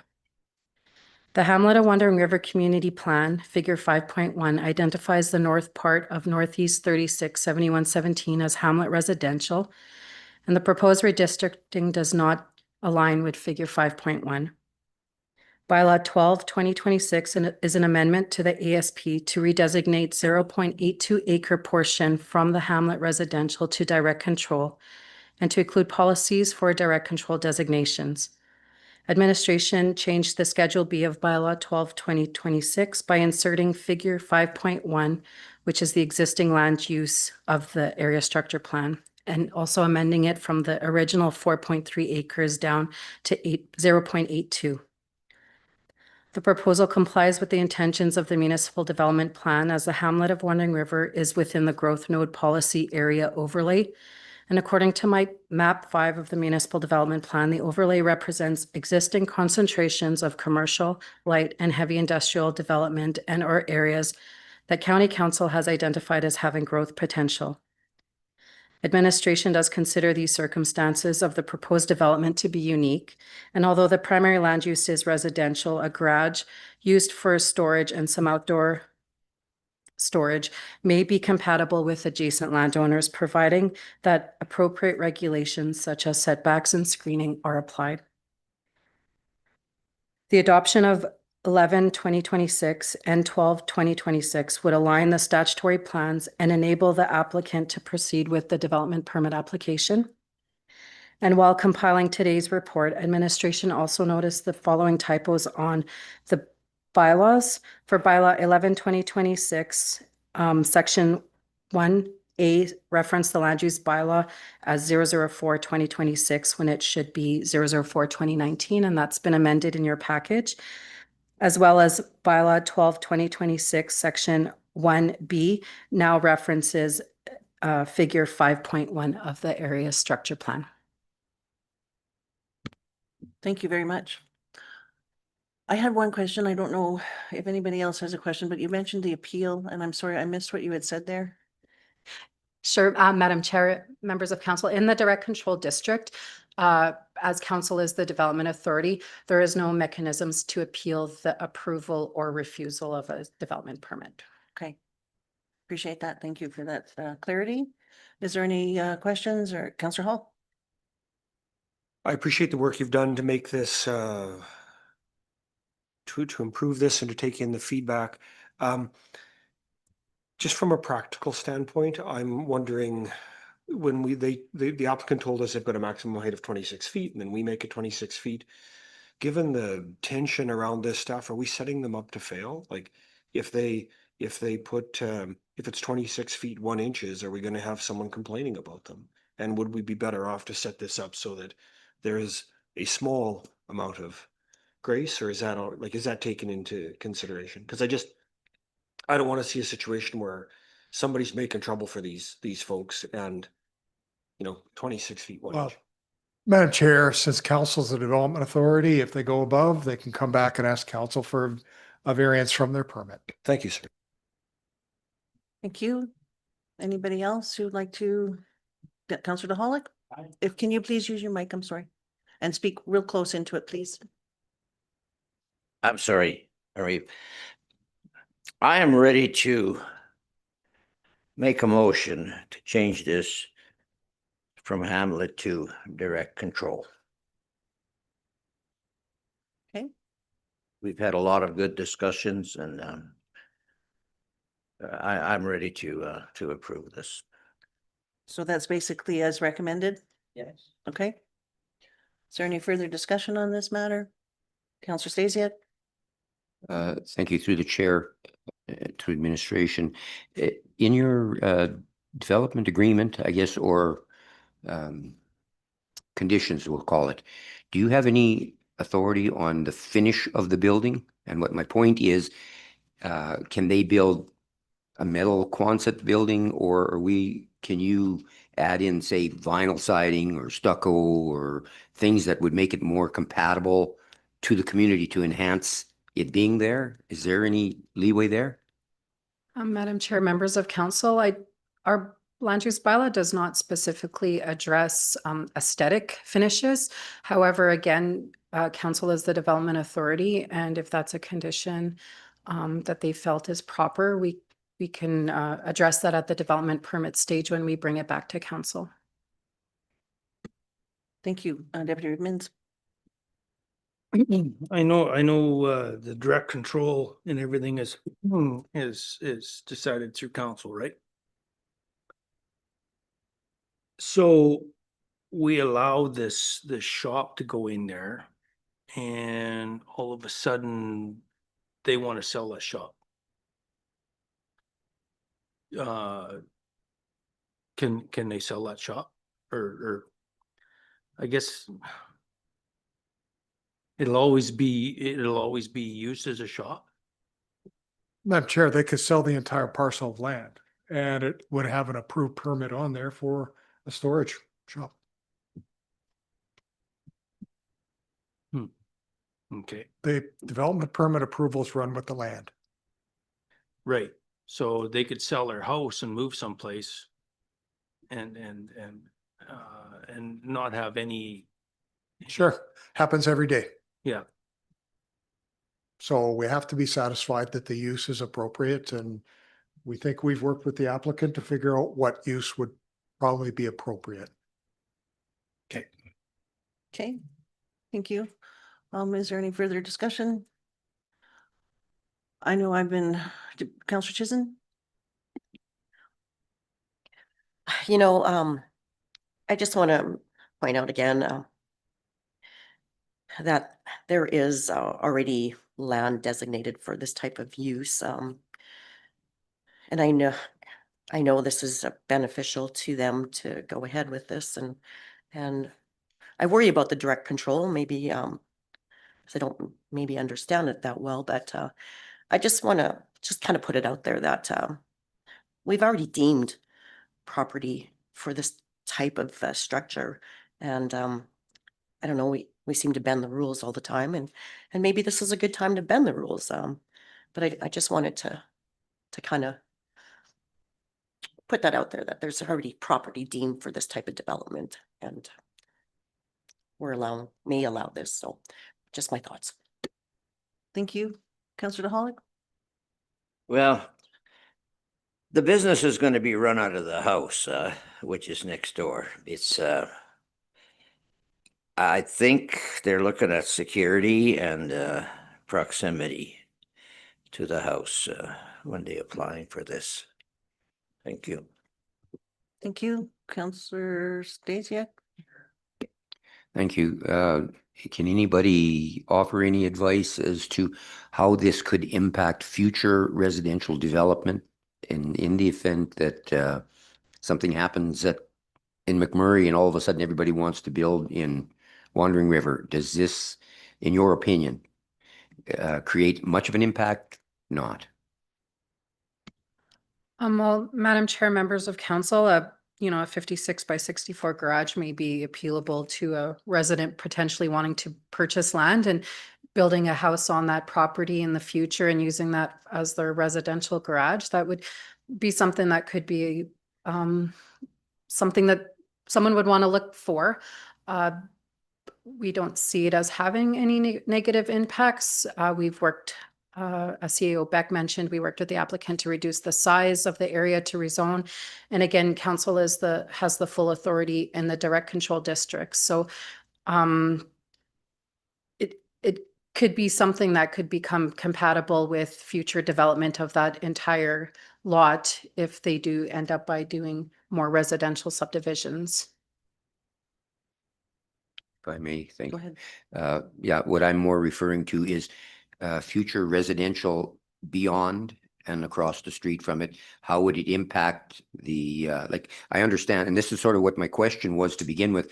If we could regulate the finish of it and make it look like it's kind of suitable in a residential area, then perhaps, yeah, that would be fine. As long as it doesn't look like a metal shed there and then all of a sudden in 5 years or 10 years down the road, we're looking at residential development and people say, well, I don't know, this thing, big shed right there. I don't know. So that was sort of what the premise of my question was. And as you're saying, yeah, that building itself could be used for anything or everything. Well, not really, I shouldn't say that, but within the parameters. But that was my concern. One of my concerns was that how compatible is this going to be down the line? Like an area structure plan is designed for a purpose. And, like it was mentioned before, that there are other areas that are more compatible for that type of a business. This here particular proposal is more for convenience than it is for compatibility, I will say. if that helps. Okay, thank you. Counselor Hall? So administration has actually told us that they believe this is compatible with adjacent uses in more than one places. I think it's important to remember, like, the alternate locations are almost certainly significantly more expensive. And it's not up to us in that sense to say, well, you should buy a different lot, or we can, direct control provides a lot of constraints and provides the protections that I think council wants. But also, when I'm looking, on page 62, there's an aerial photo, and at the very bottom of the photo, you can, so be on the bottom left of the page, you can see a white outline of other land that's zoned M2, and it is just a lot's width, so 50 to 100 feet from the residential, and that's zoned M2.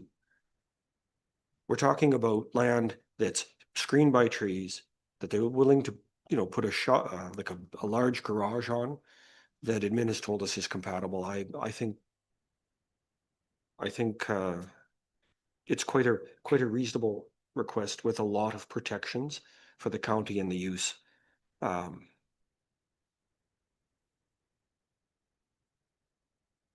Okay, thank you. If there's anything further, I'd also like to weigh in here a little bit.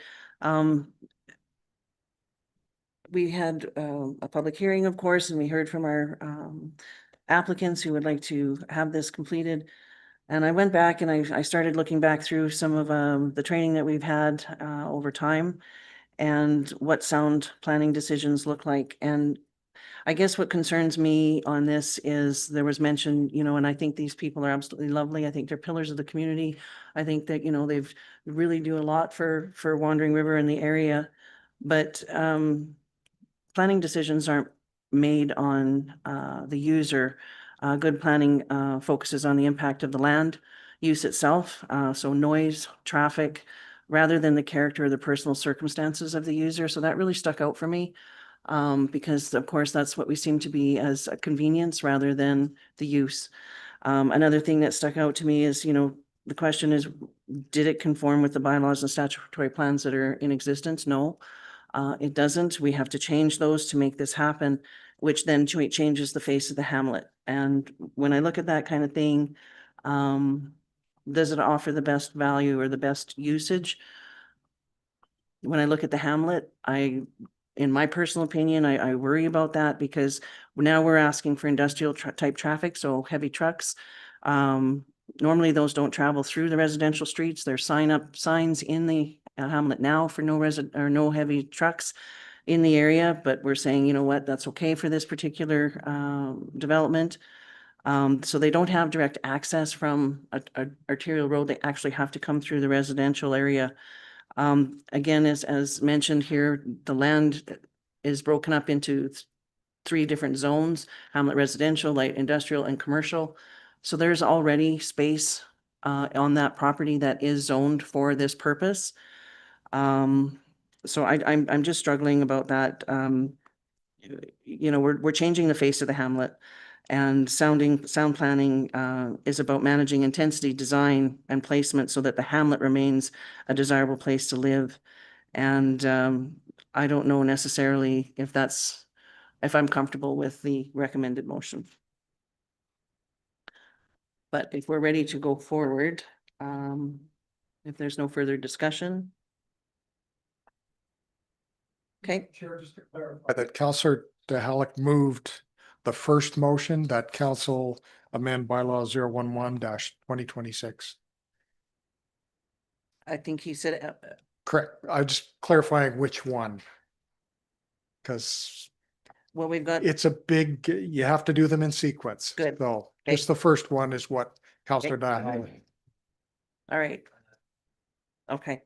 So this was the one does the rezone to direct control. It doesn't, the other one is with regards to the change to the area structure plan or the community plan. Correct. This should be read in the order. Okay. So if we're ready to go, folks, Councillor DeHallock, I don't believe we have any. Councillor Hall? Could we have recorded votes on all of these motions, please? Okay, recorded vote.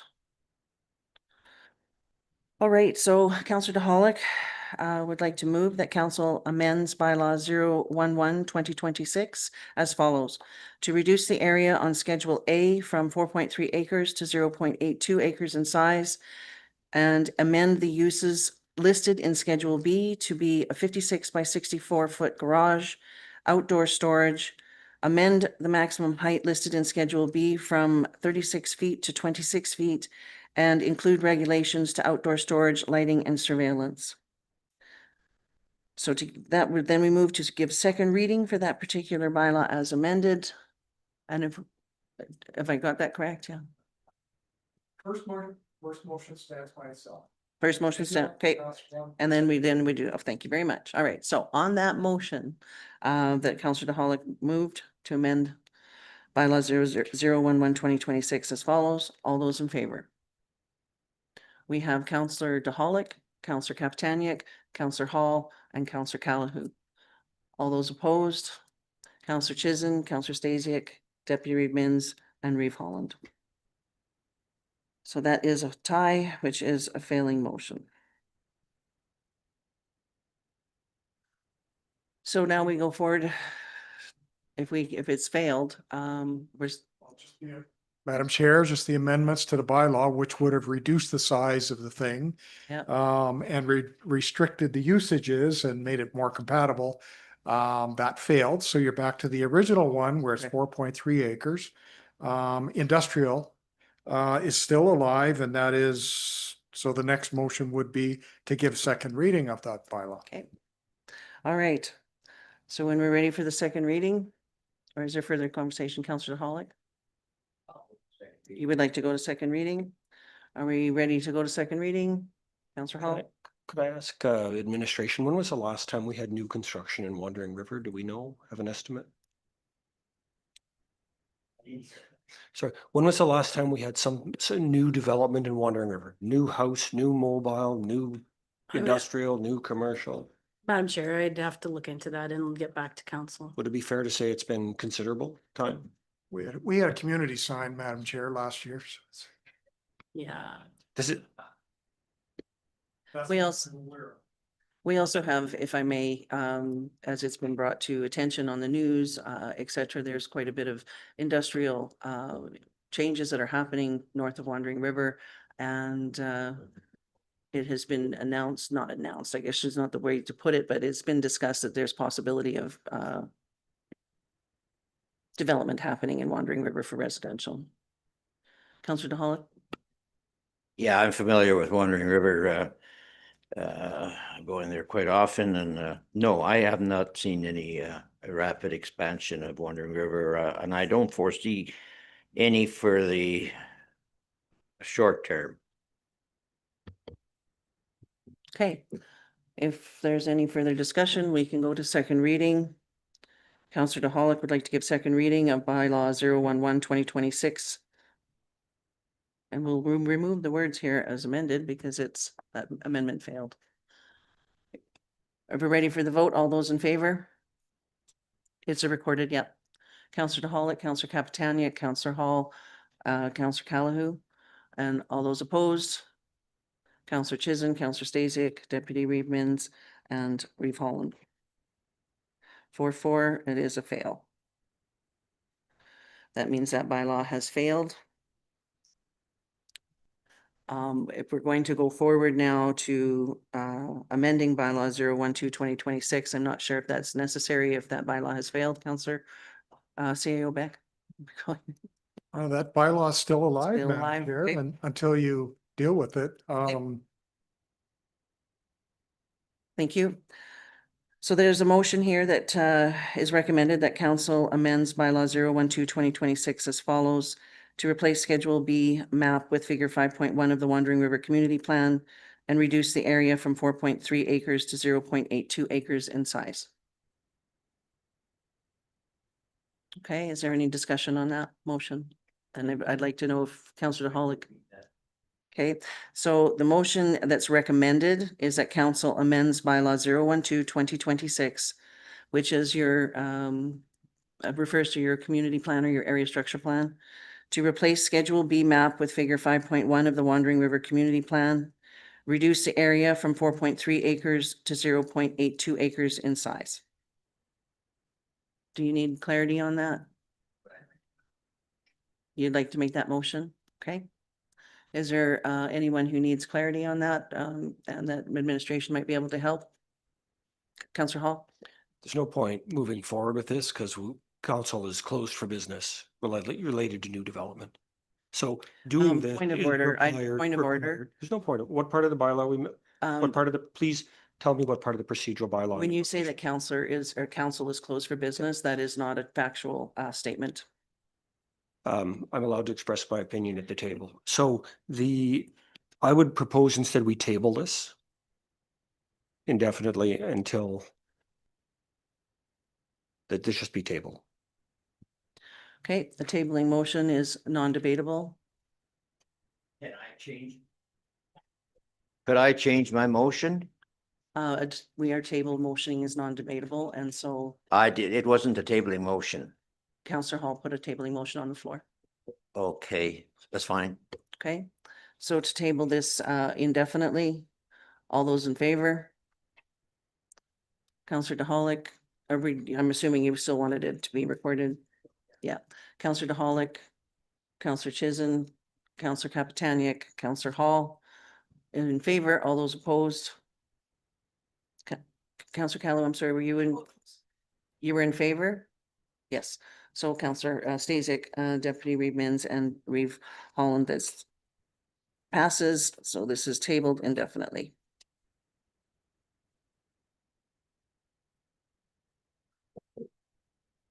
Madam Reeve, Yes, sir. what do you mean by indefinitely? I guess it would be until the council decides to bring it back or administration brings it forward. It's indefinite. And Madam Chair, we're not mind readers, so we need a motion Exactly. to bring it back. Yeah. Put it on the table. that's right. Okay. All right. So we're moving to 7 point. Can I add a correction? Because there's first reading on the table, first reading exists for 2 years. And if second reading or third reading, if it doesn't move on within a 2-year window, first reading, which is active, dies on the floor, basically. But So anything, how about the applicant? Is there anything the applicant can do? Madam Chair, no.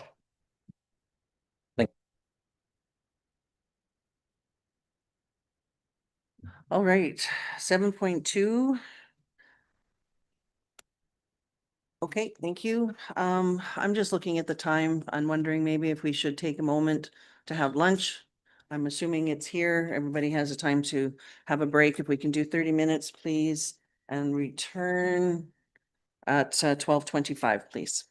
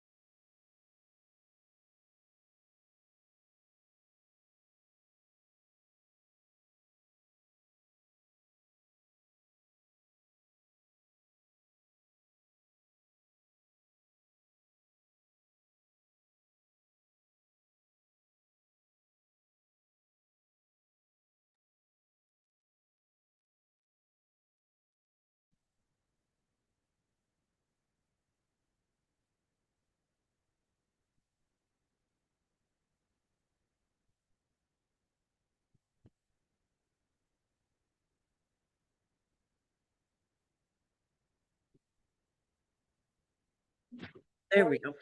Oh. Perfect. Thank you very much. We are back from our lunch recess. We are at 7.2 of our agenda, page 73 of your package, and this is bylaw 017-2026, repeal Baptiste Lake Area Structure Plan. Did administration want to weigh in on the report? Thank you, Madam Chair, members of council. Bylaw 3/1980, the Baptiste Lake Area Structure Plan was adopted to provide policies and promote an acceptable quality of life, establish future development patterns, provide guidelines to council and agencies when reviewing subdivision and development applications, provide input to the provincial and federal governments, and to satisfy the provisions of the regulated Lake Shoreland Development Operations Regulation, which was an order in council number 850-77. At the time of its adoption, only the summer village of Sunset Beach existed. Since that adoption of that ASP, there has been additional development on the east side, Whispering Hills, on the west side of Baptiste Lake, which is West Baptiste, and on the south side, known as South Baptiste. Schedule A of bylaw 17-2026 identifies the original area structure plan, bylaw 3/11 or 1980, and 11 subsequent amendments, including several redistricting bylaws and some bylaws that increase the number of parcels permitted in an application.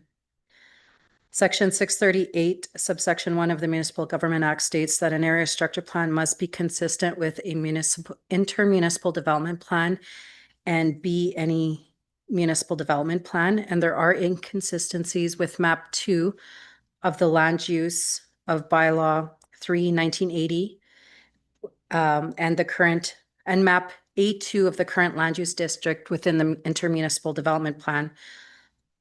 The intermunicipal development plan identifies more land for future residential areas and commercial areas that were not originally identified in the 1980 ASP. The municipal development plan identifies land around Baptiste Lake as within the major lake policy overlay. To align the statutory plans administration as proposed bylaw 17-2026 to properly repeal the 1980 ASP and its amendments, the second motion directs administration to schedule a public hearing. Legislation requires the notice to be published for 2 consecutive weeks in the local paper, and the county standard practice is to advertise the notice of public hearing on the county's website. Policy 641 of bylaw 20-2021, which is the Baptiste Lake Intermunicipal Development Plan, requires the county's administration to notify the other participating municipality for the proposed repeal. As per the requirements of the IDP, they will be given 21 calendar days to respond, and the proposed public hearing date reflects that timeline required for the circulation and referral. Thank you very much. Is there discussion?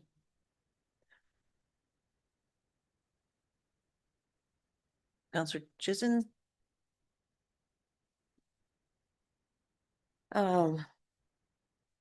Madam Chair, I can't really talk to the Baptiste Lake area structure plan, but I know we're trying to get rid of some old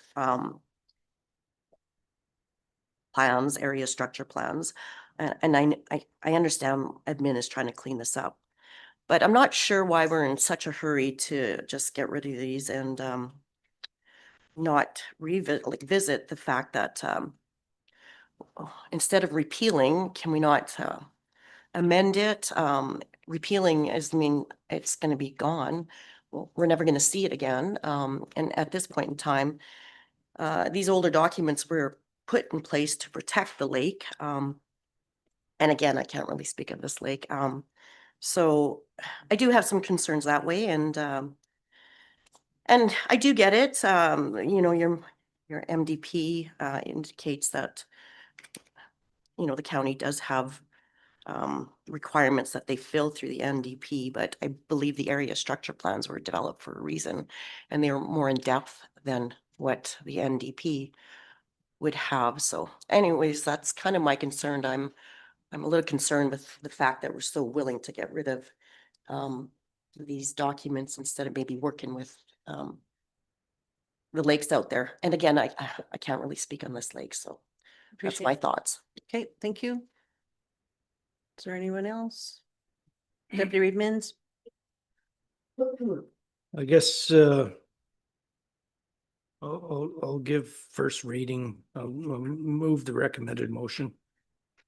And Okay, then we'll give, that'll give a chance for the people around Baptiste Lake and that, a chance to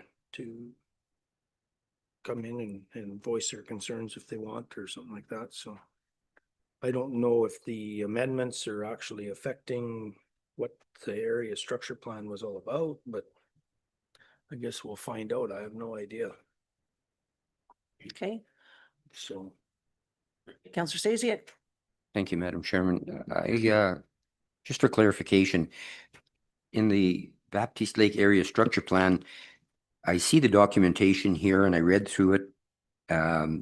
All of these items are reflective of what the 1979, I believe, 79 document was.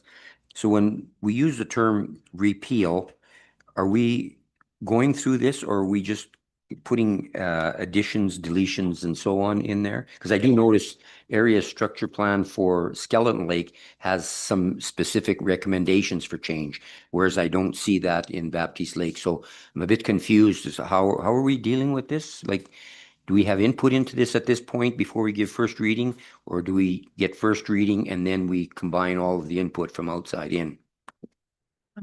Madam Chair, members of council, the motion is to repeal it, which essentially takes it out of the books and off the table. If what you're asking, Councillor Stasiak, is for amendments to the area structure plan, council can certainly direct administration to bring forward amendments, which would be done through bylaw, kind of the same process, and then it would amend sections where council feels are relevant and appropriate to the 1980 area structure plan. Thank you once again. So then, for clarification, what is it that this actually means? When we use the word repeal, we're taking it out of. Taking it off the books. Taking it off the books. So what are we working with in the meantime while we're dealing with it? Madam Chair, members of council, in the meantime, we work with our municipal development plan. We work with our land use bylaw when it comes to new applications. And if an applicant comes in with a proposed subdivision of 6 or more lots, they are required to come in with an area structure plan that they prepare for that specific area. And it comes through council for approval and consideration. So what we would work on if bylaw 3/1980 is repealed would be our current planning documents, our municipal development plan and our land use bylaw. Thank you. I appreciate the information. Thank you. So just a quick follow-up. If someone comes in, like, so say this area structure plan is in play and someone comes in, as you mentioned, and has 6 lots or more, and would they be providing a supplementary area structure plan, or they have to follow the current area structure plan? That's Madam Chair, members of council, if their proposed plan does not align with the area structure plan in place, then they would have to propose an amendment to the existing statutory plan to be able to approve their proposal. Thank you very much. So in saying that, I guess I've just got a concern. As it mentions in the administrative report, that the appealing of the area structure plan, of course, was done incorrectly. But along with that area structure plan, there were amending bylaws to the Baptiste Lake area structure plan, and those were repealed. And so I didn't get a chance, I guess, back in the, we were following the advice that we were given. And I'm wondering if those particular bylaws that were repealed didn't fix the problems to the current area structure plan, because they obviously amended the area structure plan already. And so without seeing those, to see if that's what happened, that they actually did fix some of the issues and brought it more up to date and covered off some of these other changes that were made, I'm not comfortable without seeing those. I'm also a little concerned about the date, April 23rd, when we know that most of the lake people are not back until, they're seasonal. And so not giving them enough time to really understand what's happening either. So I'm struggling a little bit, and at this time can't go forward with first reading until I have that information, till I'm comfortable with that information of being able to see what those amending bylaws were, and is there a possibility that maybe just another amending bylaw fixes the issue? So it's just, yeah. I'm struggling with this one. Anybody else? Go ahead, Councillor Chisholm. Madam Chairman, we are talking about lake lots here, and I think we need to be fair to everybody out there. I mean, they may not be permanent residents, but they are paying taxes here in Athabasca County. And having the hearing in April when most people aren't back, and we heard that at the Skeleton Lake hearing last September, that ratepayers felt that they were being picked on and things were getting pushed through when they weren't available or around. So in all fairness, I think we can probably change dates. We should be fair to our taxpayers to be able to attend. So with the April date that's being proposed, that's something that I can't really live with as well. So Would you like to make an amendment to the motion to change the date?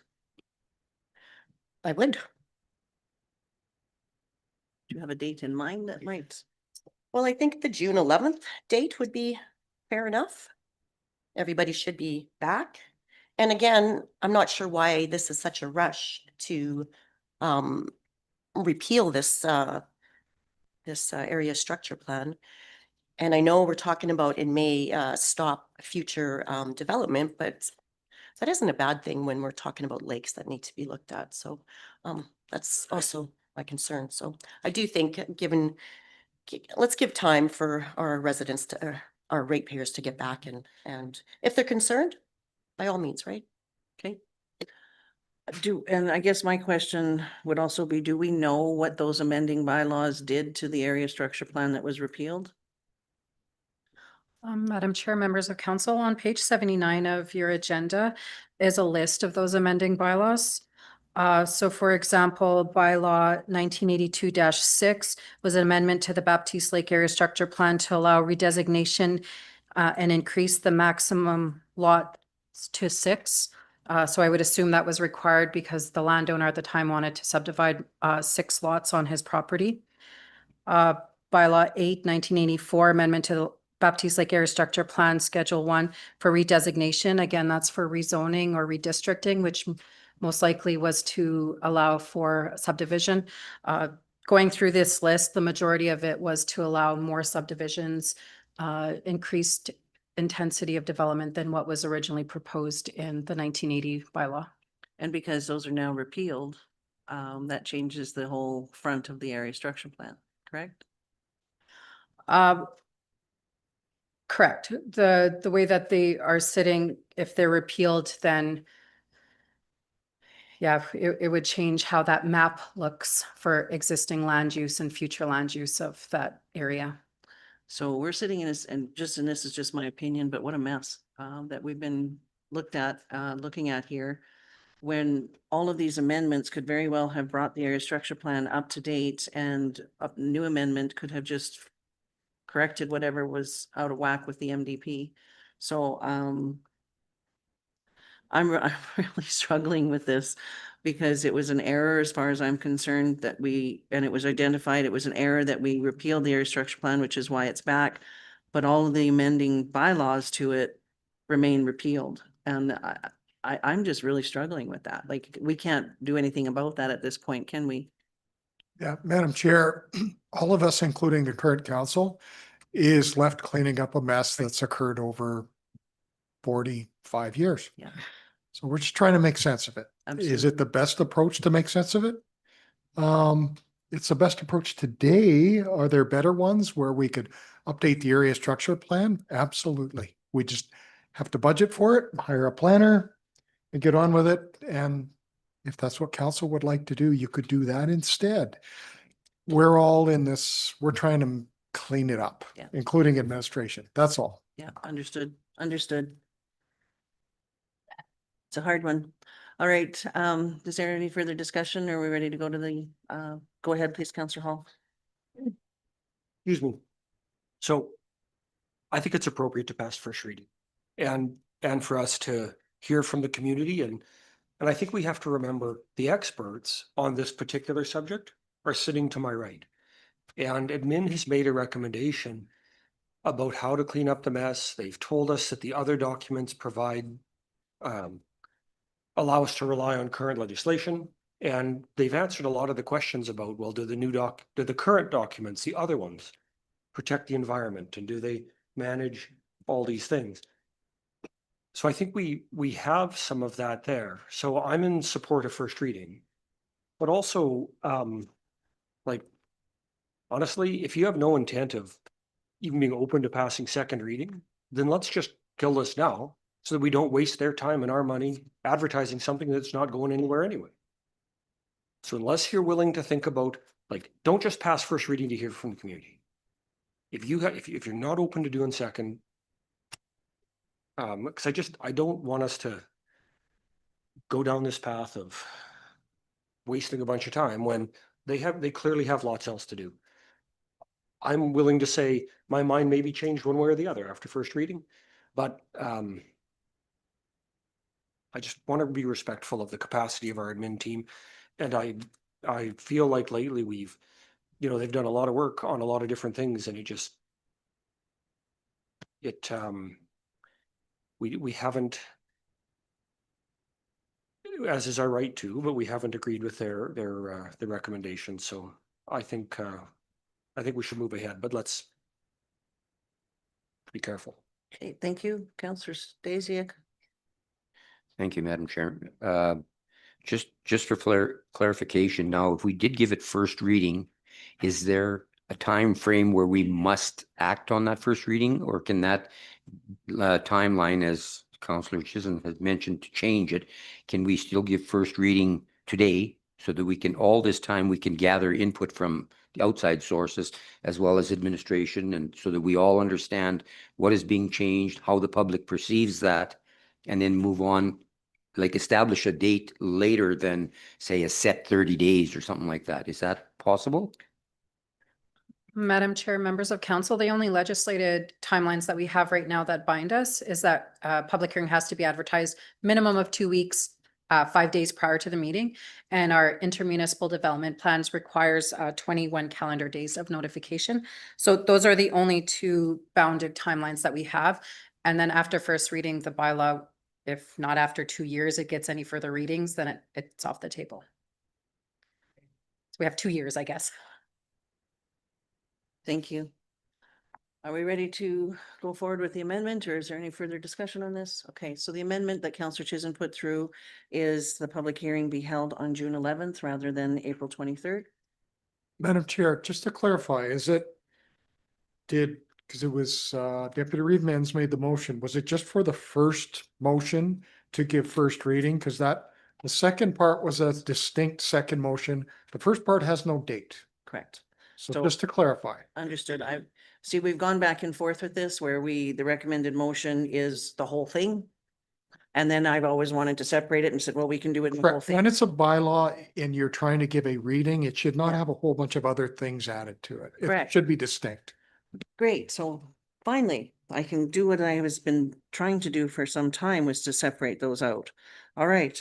So in your motion that you would like, Deputy Reeve-Mans would like to give first reading to bylaw 17/2026 for the purpose of repealing the Baptiste Lake Area Structure Plan, bylaw 3-1980 and amendments.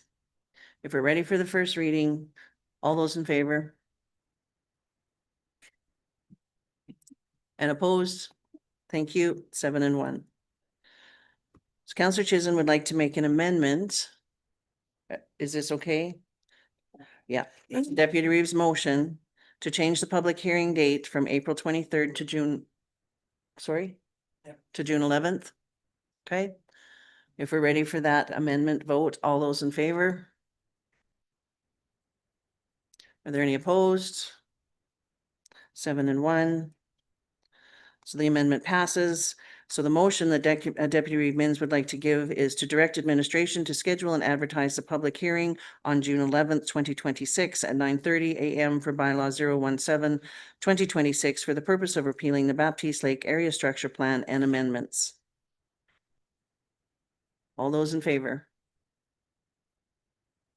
Are there any opposed? Thank you. 8-0.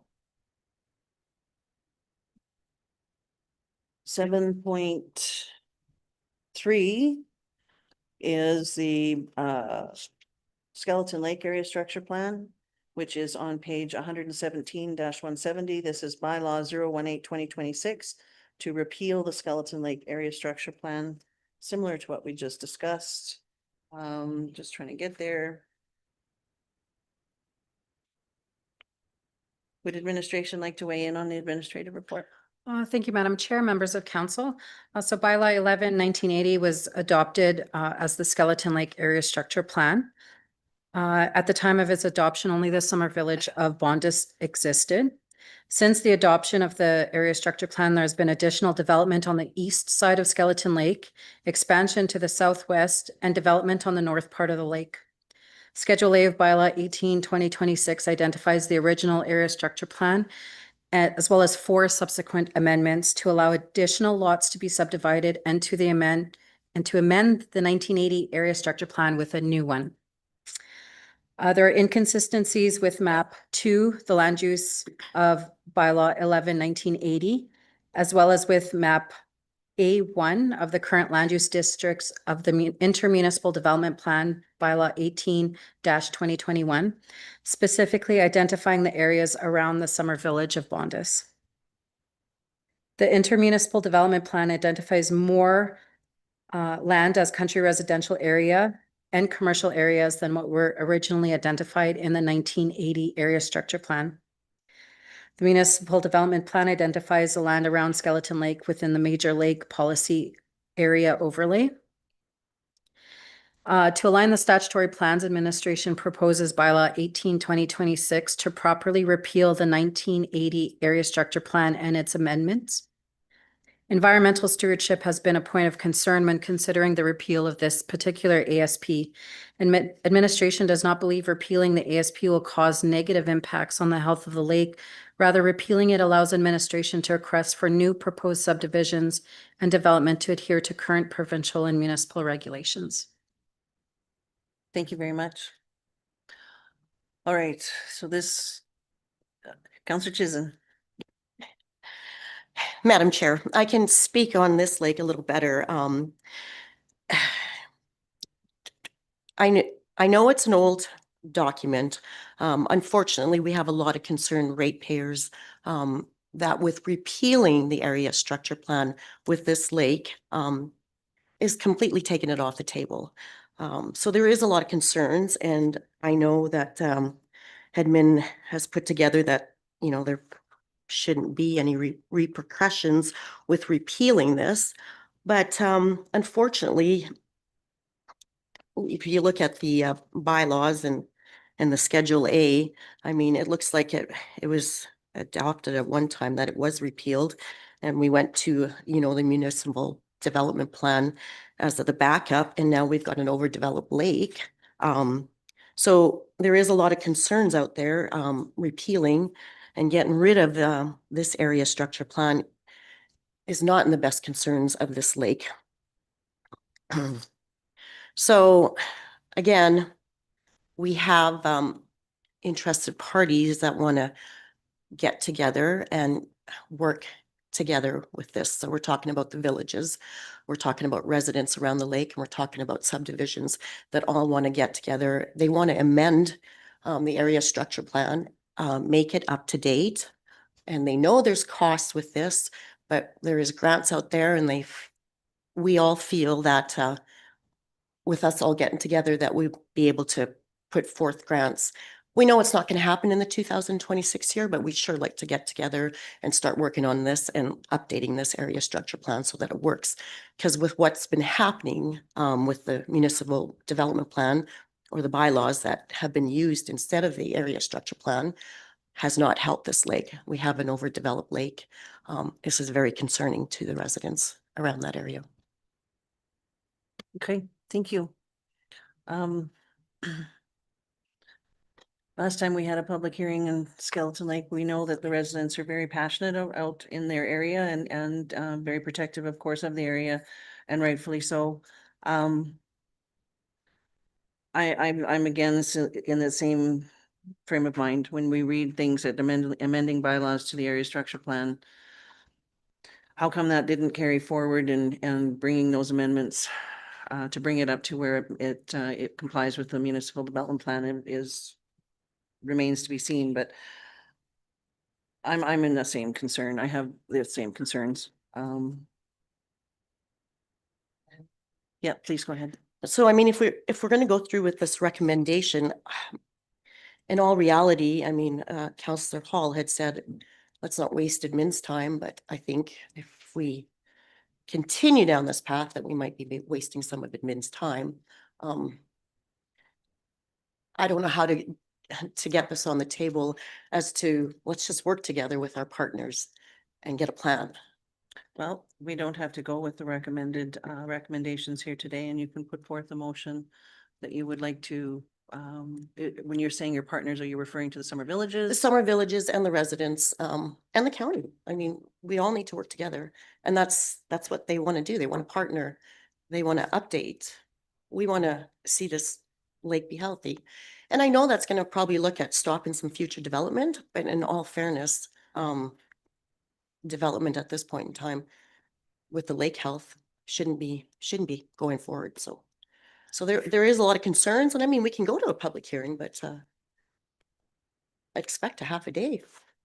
Yeah. I don't know.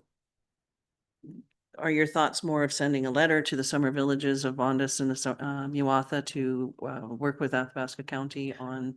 I actually think that would be a great idea. I mean, we have people that are and villages, other municipalities that are willing to partner. Why wouldn't we reach out and offer that?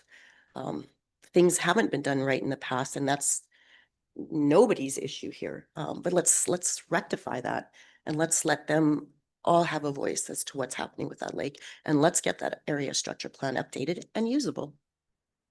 So that's what I would recommend, and that would be the motion that I would love to put forward. So to direct administration to send a letter to summer villages of Muatha and Vondas to work together towards an area structure plan for all three municipalities. Yes, like, you know, the grants and all of those things, which is not part of the motion, I guess, but Okay, so thank you. sure. Does council want to weigh in on that particular motion to direct administration to send a letter to the summer villages in request of working together for the area structure plan, updating the area structure plan? So it's a noble cause. And it's something we should do. 3 weeks ago today, we sat down as a group and we talked about our strategic priorities. This did not make the top 10. So I guess I'm like, I don't want to diminish how important it is to do it. But we agreed on 5 things to send administration to work on. And now we're talking about a new wild goose chase on a new top 10 priority. Like, I continue to hope that we could go even a month without, you know, changing priorities. And I'm from what I've read from the administrative package, and I don't consider myself an expert in this, but not repealing this bylaw does not advance the cause of a new ASP. Like to stall this or to do nothing does not get us closer to doing a new ASP. To my recollection, we have received exactly 0 letters from the summer villages asking to have a conversation on redoing a new one. Even though it's this great concern from them, they have not reached out to council. If they're negotiating, you know, in the sidelines with an individual, that's something that, you know, clearly not all of us are aware of. And this plan, as it sits, has clearly not done what we'd hoped it would do. So keeping it is not going to make things better. Like, it's not worked. And if it's time to do something new, then let's put this on our discussion items for strategic priorities next year, and maybe it moves up into the top 5. Maybe we get something accomplished. And when we're picking a new top item, we can consider this. But, you know, I feel reasonably satisfied that the administration, based on what they've prepared for us, have addressed a number of the concerns. And so the subject in front of us is about a bylaw to repeal an ASP, not about making an argument to start doing a bunch of new things. And so I would submit that's even a different topic altogether that needs to come to an agenda in a more regular way. Councillor Chisholm? Well, if it's not in our top 5 or top 10 of our strategic plan, then there's no rush on this. Unfortunately, it was brought to the agenda, so it becomes an issue that a decision has to be made. And again, repealing an area structure plan is you're completely taking this document off the table. So we're looking at way more work with the repeal. And again, it's not in the top 10, so there's no rush. Let's just Thank you. let it die. And I don't think it was a brand new area structure plan, but an amendment to the one that exists, I think is what you were referring to. Correct. Okay. And can I respond? To be clear, I said new ASPs are not in the top 10. This is like administration has been working hard over the last many years to clean up these sort of gremlins that exist that create tripping points and slow down the municipality's ability to function. And I applaud their efforts to continue finding things that are either outdated or don't work and to bring them up and say, we can make things better by fixing this. Now, is there a next step later? Sure, maybe, but that's what we're talking about is cleaning up some baggage that we've inherited that is, you know, clearly not doing its job anyway. So again, Madam Chair, there is no rush on this if that's the baggage. Yeah. So thank you. Okay. Is there any further discussion? Go ahead, Councillor Stacey. Thank you, Madam Chair. Through to administration here. In management directions, you have all of these items listed in red. Was this to be implemented into the repeal process, or is this to be as part of an amendment to the existing, or can you explain, like, I really appreciate actually the work you've done in there, and I agree with most of them. I had some questions, mind you, but what does this actually mean when you are making proposals here? When does that get implemented, if at all? Is that in the repeal process or as an amendment? Sure, thank you, Madam Chair, members of council. My thought process, and sorry that wasn't clear, the management direction, so what is in black is what is listed in the 1980 area structure plan. What's in red is how I felt our municipal development plan or current policies and bylaws manage those original directions. So for example, in the 1980 bylaw, the first bullet says only one farmstead or residential lot per quarter section. Currently, policy 5.9 of our MDP regulates a minimum agricultural parcel size of 75 acres. So we felt that addresses that 1980 management direction, or somehow gives direction to admin on how to achieve that still. So the purpose of what's in red is how our current policies and practices take care of those identified areas. So then essentially they are in place, or this is what you're proposing? In red is in place currently. Okay, thank you. Appreciate that. Just one more thing, if I may. Go ahead. Madam Chairman. Just as a point of interest, I see under water-related directions, it's interesting that the 3 bullet points that have a fair substantial impact on the health of the water are things that Athabasca County does not have jurisdiction to enforce. Interesting. Okay. Is there any further? So if I have this correct, the motion that Councillor Chisholm, and please correct me if I'm wrong, would like to put forth is to direct administration to send a letter to the summer villages of Bondas and Muatha regarding amending the area structure, the current area structure plan to today's standards. Is that, I don't know what that, does that cover it for administration? We'll send a letter, Madam Chair. Okay, Should that pass? All right. If there's any further discussion, all those in favor? And those opposed? Thank you. That passes 5-3.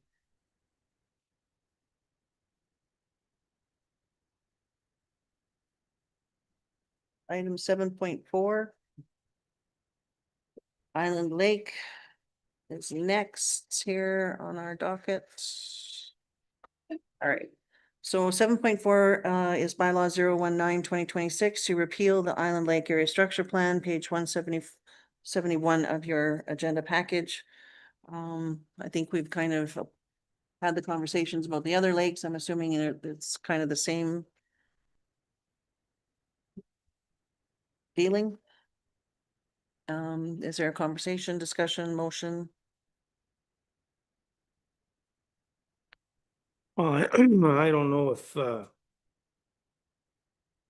throwing this one out there too for June 11th. And I don't know, just use, I don't know, I have no idea. It's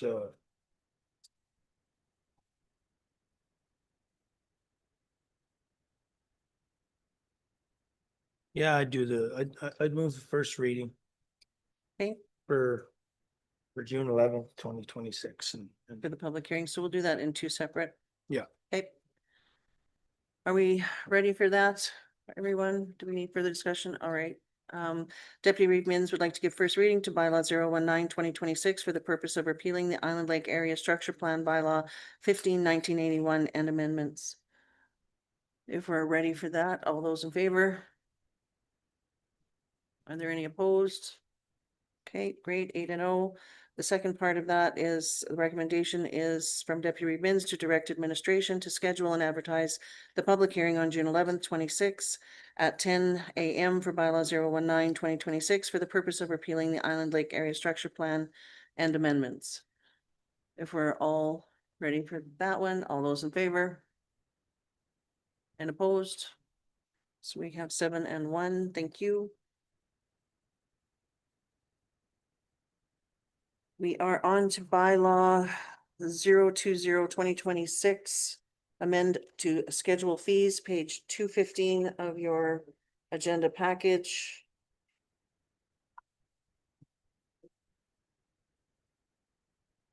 I believe we have Miss McDonald and Mr. Morton here, Director Morton. Would you like to weigh in on this particular administrative report?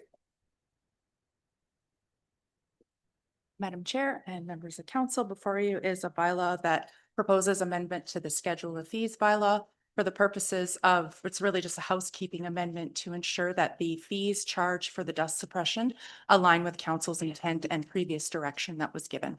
So included, of course, is the bylaw. And in addition, on page 219 are the marked up changes that are being proposed. Thank you. I think this one's pretty straightforward, folks. I'll move first reading. Deputy Reed Mins would like to move first reading. Is there any discussion? All right, Deputy Reed Mins would like to move that bylaw 020/2026 be given first reading. All those in favor? Are there any opposed? Perfect, 8-0. Second reading. Councillor Stasiak would like to move that bylaw 020/2026 be given second reading. Are there any discussion? All right, all those in favor? Are there any opposed? Perfect, 8-0. We need unanimous consent for bylaw 020/2026 to be submitted for third reading. Do we have Councillor Calahoo would like to move that bylaw 020/2026 be submitted for third reading. All those in favor? Are there any opposed? Perfect. Third reading.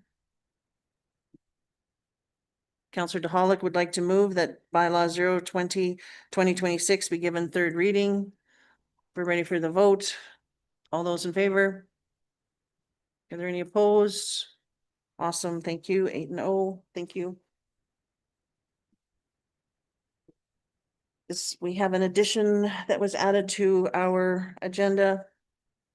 It is 7.6, bylaw 022-2026, the water and sewer charges. Thank you for adding that here today. This was discussed at the committee of the whole, and I'll turn it over to. Okay, We'll give first reading first. And did you want administration to weigh in? Nope, you're good. I'm good with. We're good. All right. Deputy Reed Mins would like is to move that we go bylaw 2022-2026 be given first reading as presented. Is there any discussion? Councillor Hall? Just part 4 of the package says there's approximately $10,000 deficit. From the package we had the other day, I thought we were at a much greater deficit. I just want, am I misunderstanding that? Through the chair to Councillor Hall. So the way I came up with that number is I took all the reductions, such as, staying at $6 a cube for truck fills. That was a loss of roughly $13,000 a year in revenue. But then I added back in the 3 cents a cube that we'll make on all the residential. And then I took in the difference between when you canceled the offsite levy. And so there was 2 months worth of lost revenue there, which was another 1,300. But when you added them all up, it made a difference of roughly $10,000 to this year's budget. Is all. It increases the deficit this year by 10,000. Correct. We already knew we had a large deficit. It increases it for this year by about 10,000. That's all. It reflects the change to them. Yeah. Thank you.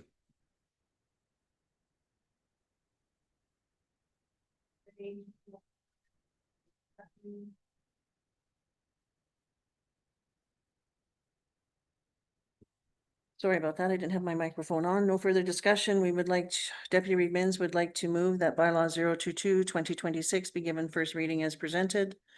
All those in favor? And opposed?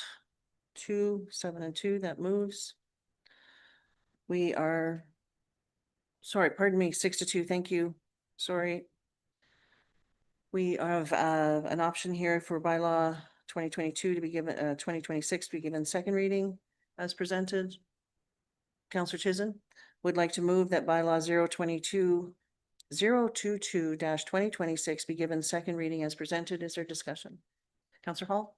Just because it's council and not committee of the whole, I'm going to state that my objection is based on the fact that I think we can do better for our residents while at the same time reducing our deficit. And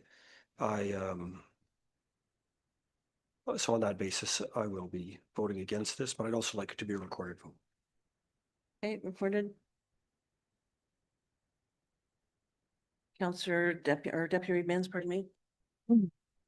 I piggyback that. We could do better.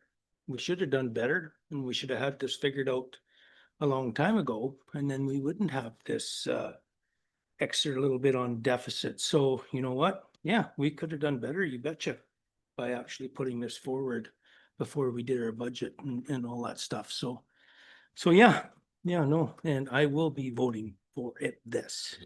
Thank you. Thank you. Anybody else? All right, Deputy, is it, who, I'm sorry, was Councillor Chisholm? Thank you. Councillor Chisholm would like to move that bylaw 022-2026 be given second reading as presented. All those in favor? And opposed? 6 and 3. Oh, I'm sorry. So recorded, thank you. Councillor DeHolick, I'm going to go in favor. Are you in favor? Councillor DeHolick, Councillor Chisholm, Reeve Holland, Deputy Reeve Mins, Councillor Stasiak are 4. Opposed, we have Councillor Kapitaniak, Councillor Hall, and Councillor Calhoun. Yes? Okay, 6-3. 5-3. Thank you. Oh my goodness. Yeah, this girl needs some sleep. You want to try it? Okay, Deputy Reeve Mins would like to move that bylaw 022-2026 go to third and final reading with unanimous consent of all those present.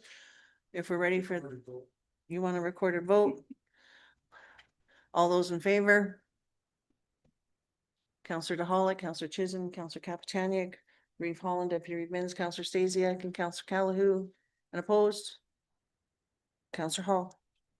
Thank you. We will not be going to third reading today.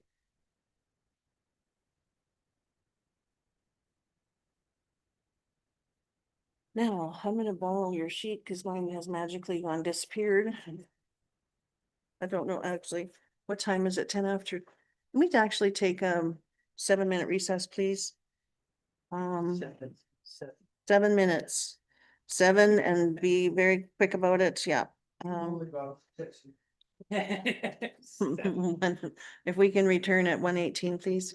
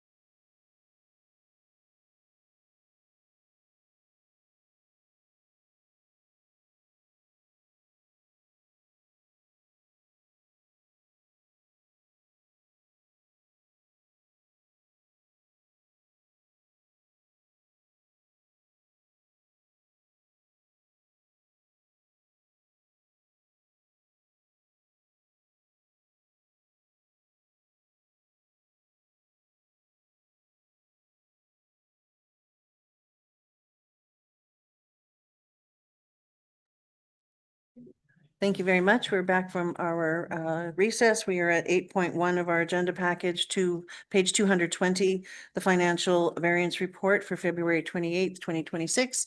We have administration, Director Daly here. Would you like to weigh in on the report? Nothing really to add, Madam Chair. It's still a bit early in the year, so for 2026, I mean, I guess the only thing probably where there could be a small variance right now would be snow removal for under road transport. Thank you. Thank you very much. Would anyone, go ahead, please, Councillor Hall. I'm sure that we have a cash management strategy that I can't remember, so I'll ask the question instead, and that just is, our operating balance is, quite high. I'm wondering, both, is this part of our strategy, or would there be a way to manage those funds to generate additional revenue? That's part one. And part two is, because we have an amount that's needed for the future, but generally quite static, do we ever tender out term deposit rates between banks to make them compete? So let's answer the last question first. We think we're going to come back to you with a strategy that was in the strategic priorities to see if we can do better.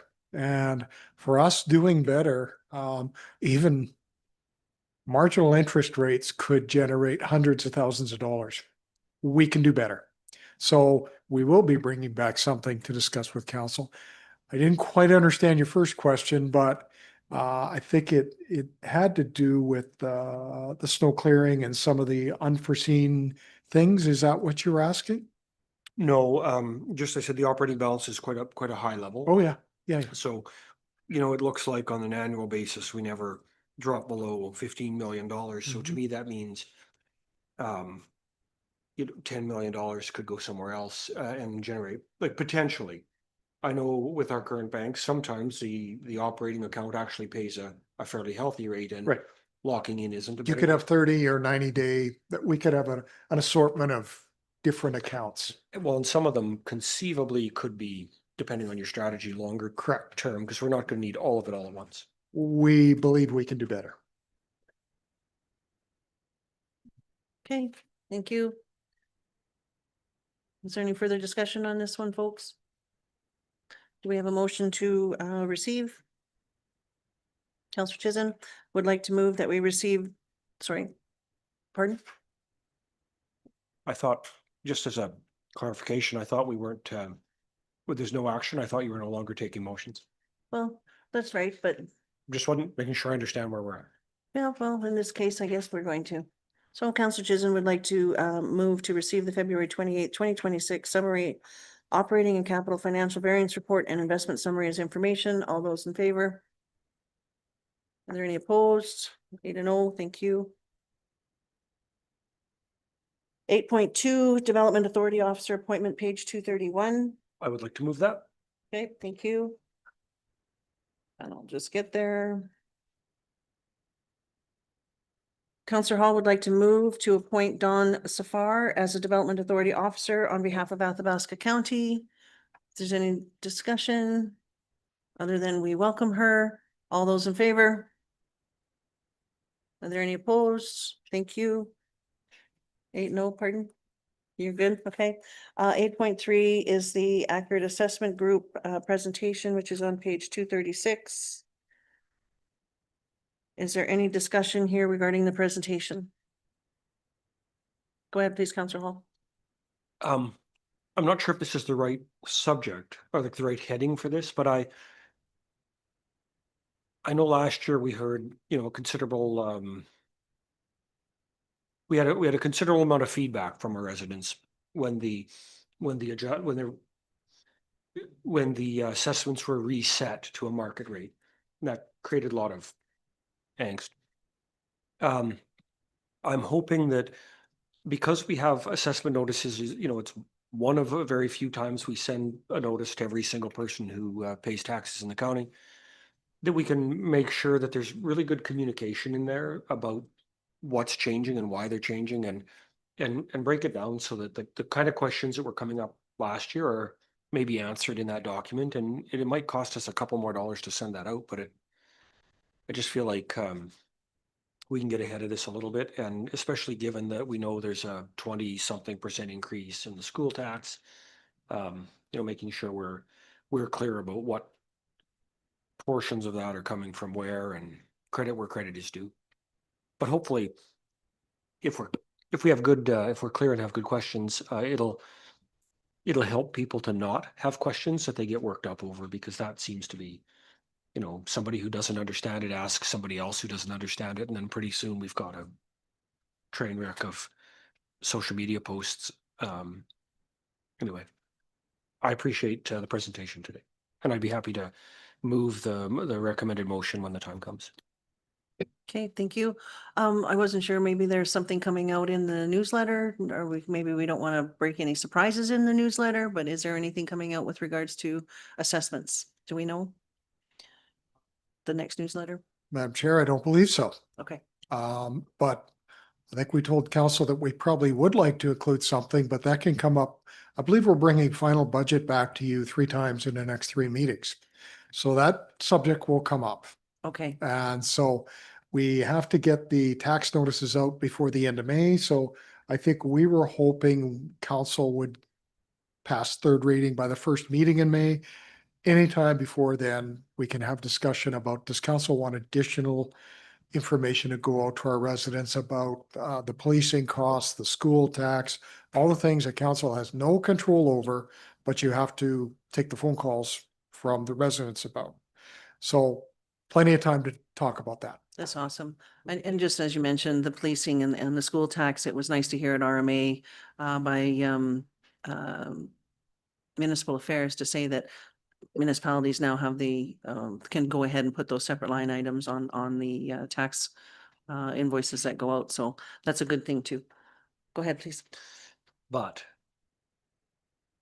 it's not royal assent yet. And also, we have to specifically blame the federal government. I don't know if everybody caught that, but they were more telling us, you have to blame the feds. You can't blame us, even though I think our arrangement is actually with the province. I just thought it was kind of funny the way it came out. But either way, at least we can blame someone else. Counselor Stacey. Just for clarification, are we done with 8.3? That's what we're on right now. Voted? No, I'm just saying, are we done with Oh, it? no, you can go ahead, please, if you have. Oh, no, I have another motion coming up after that. I'll Okay. just check Yeah. in. For sure. No, we're not quite done yet, but I think there's no further discussion on this particular item. Okay. Counselor Hall would like to move to receive today's presentation for information. And I agree, it was awesome to hear. So if we're ready for the vote, all those in favor? Are there any opposed? Thank you. 8-0. Counselor Stasiak? Thank you. I'd like to make a notice of motion for reconsideration of the minimum tax bylaw for an upcoming meeting. Okay, thank you. Do you want me to speak on it or just? that's Nope, it? I think that's just to give to Ms. Blair. Are you referring for reconsider for all motions that were made for that? No, not specifically, just for rediscussion. Or You should have I to- be? you have to I have to reconsider the specify. motion. Okay, I'd like to reconsider the $50 minimum tax as it was presented for reconsideration.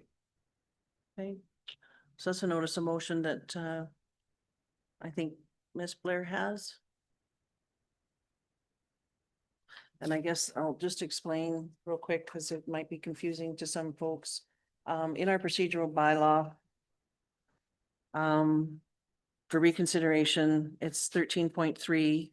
After any matter has been decided, any member that voted for a motion in the affirmative may at any time prior to the end of the meeting at which such matter was decided may, and in this case, it's sub B, give notice of a motion of reconsideration of the matter, such motion to be considered at the subsequent meeting of council.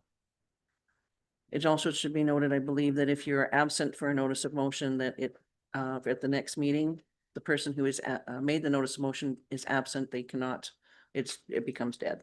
Just Got so it. you know, Okay, thank you. okay? All right, so 9.1 is our council correspondence, and I apologize, folks, I completely forgot to do the consent agenda. And that's why we're going through each one of these. That's on me. I apologize once again. So this one is 9.1. It's the community event calendars and the RMA district update for information. So does anybody have anything for the event calendars they'd like to bring forward?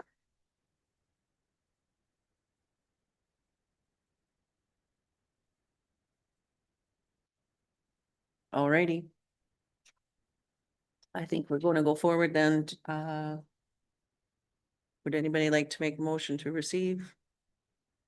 Counselor Chisholm would like to receive the community event calendars and the RMA district update for information. All those in favor? Any opposed? Thank you. It'll be 8 and 0. We move to 9.2, which is the council meeting calendars, page 245 or 244 of your agenda package. Would anybody like to begin? Go ahead, please, Counselor. Yes, just an addition on April 23rd at 3 p.m. It's the Northern Lakes Education Board committee meeting. Northern Lakes, and do you have a time? Yes, 3 p.m. 3 p.m. Thank you. Anybody else, Counselor Hall? I would report that on April 22nd, there's a Greater North Foundation workshop for the board. And the regular meeting is on the 25th of May. And I think that one's in Boyle. Okay, so just so I understand, Greater North regular meeting on the 25th, and there was Of May, and there's just a workshop on the 22nd. 22nd Greater North workshop. Do you have times for those?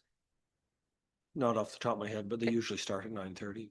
Okay, Given that no one else can come, it doesn't matter. okay, well, it's I don't know. handy in case we have any conflicting things that we might want to add, or go ahead, please, Counselor Chisholm. Madam Chair, on April 21st, the Boyle Library has their AGM at 7:00 PM. 9, did you say? 7:00 PM. 7 p.m.? I might have said that, sorry, 7 PM. Let's just say that's a late one. Yeah, no. Anyone else? Deputy Mins? Okay, so April 13th, there's an Alice meeting. That'll be in, pretty sure West Lock. It's at 10 a.m. And I won't be here for the cow meeting on the 21st. Just so you know. Thank you. I'm assuming we're Counselor DeHolick.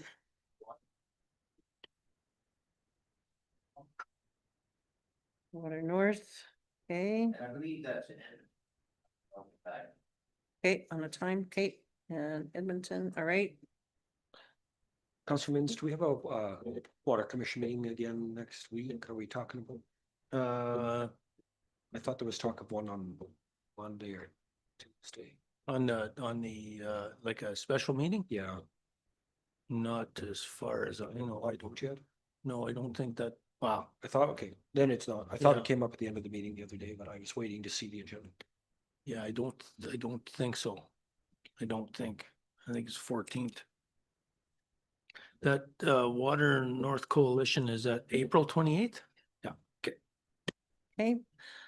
Just also want to mention March 31st. I know that's not on this calendar, but for folks' information, the Barhead is hosting a town hall for agricultural tourism at 10 a.m. to 1 p.m. Lunch provided. The Dehert Gardens and Council has been invited to. So that's coming up towards the end of this month. So anyone interested in agricultural tourism? Counselor Stasiak, I guess, will be going, and Counselor DeHolick would like to go. That is March 31st. So that would be I don't have that. I don't have a March calendar. It's on top of that. The Dihad Thank you. greenhouse. No, that's, I got an April and May on the top of my calendar. It's the 31st of May, 31st of March, and that's at the Dehert greenhouse as you Yeah. come into Barhead on the right-hand side. Do you have a March 31st on top of yours? Oh, very good. Yeah, there you go. It's a little cricket calendar. So It does, yeah, especially when you're tired, you don't pay attention to it. All right, so that's a Tuesday. Counselor DeHolick. There's also a NAGO meeting at 4:45 PM. At the end of the day of the local to global forum that's happening in Vegreville from the 8th to the 10th. They would like to, as soon as ever the activities are over for the itinerary of the 9th, they're going to host the NAGO meeting at 4:45 PM. I think we were also going to discuss a tri-council meeting request, if I'm not mistaken. Yes, that was sent out, Madam Chair, and the municipalities have got back to me that the only date they selected was April 8th. April 8th, which is on the Wednesday. Again, that local to global forum is happening that day. How's council feeling about that? We don't have an agenda for that other than the guest speaker, as far as we know. That is correct. That's all I know. Okay. Councillor Deputy Mins, pardon me. Well, I don't know if we need a tri-council meeting to really talk about a lobbyist, though we already have a lobbyist. And so if, I don't know, I probably won't be making that meeting. Okay, is there a desire of council to have this meeting? Go ahead, Councillor. I don't think it hurts to leave it open. I mean, unless we know for sure that 8 out of 9 counselors aren't going.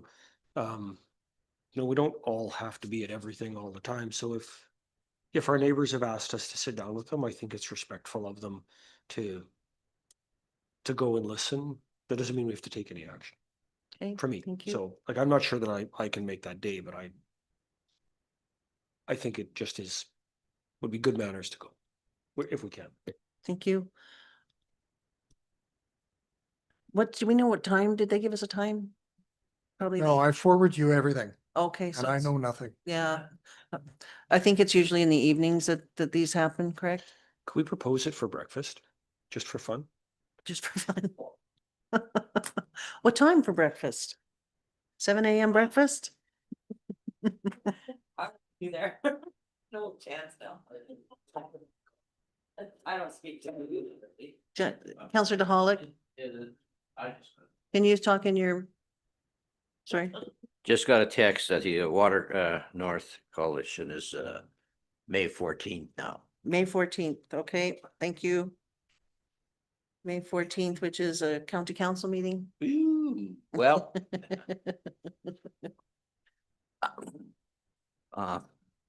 think about it. There you go. Okay. And that was in Edmonton, I believe you said. Okay, so back to the tri-council meeting. So the 8th, do we have a time that council would prefer? Should they be there? I'm still debating about doing the local to global forum in Vegreville on the 8th, coming back on the 9th, or coming back on the 8th, and then trying to do that NAGO meeting. I'll see if I can swing that. I'm not sure yet.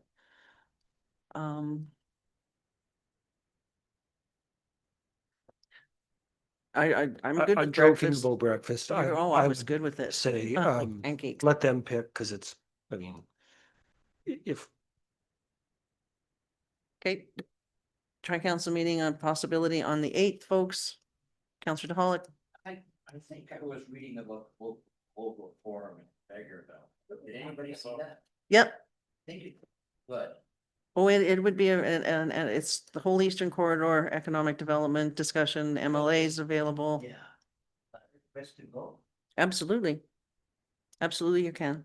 Just know that we have the 9th as a county council meeting. And it would be pretty difficult to switch it.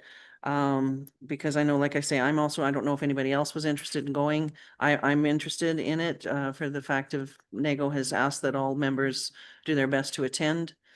So I'm not sure how many others. Yeah, It looked like something we should be attending, or some of us should be attending. it does. But we also heard from our CAO of the next few meetings are going to be extremely important as well. So that's the tough one.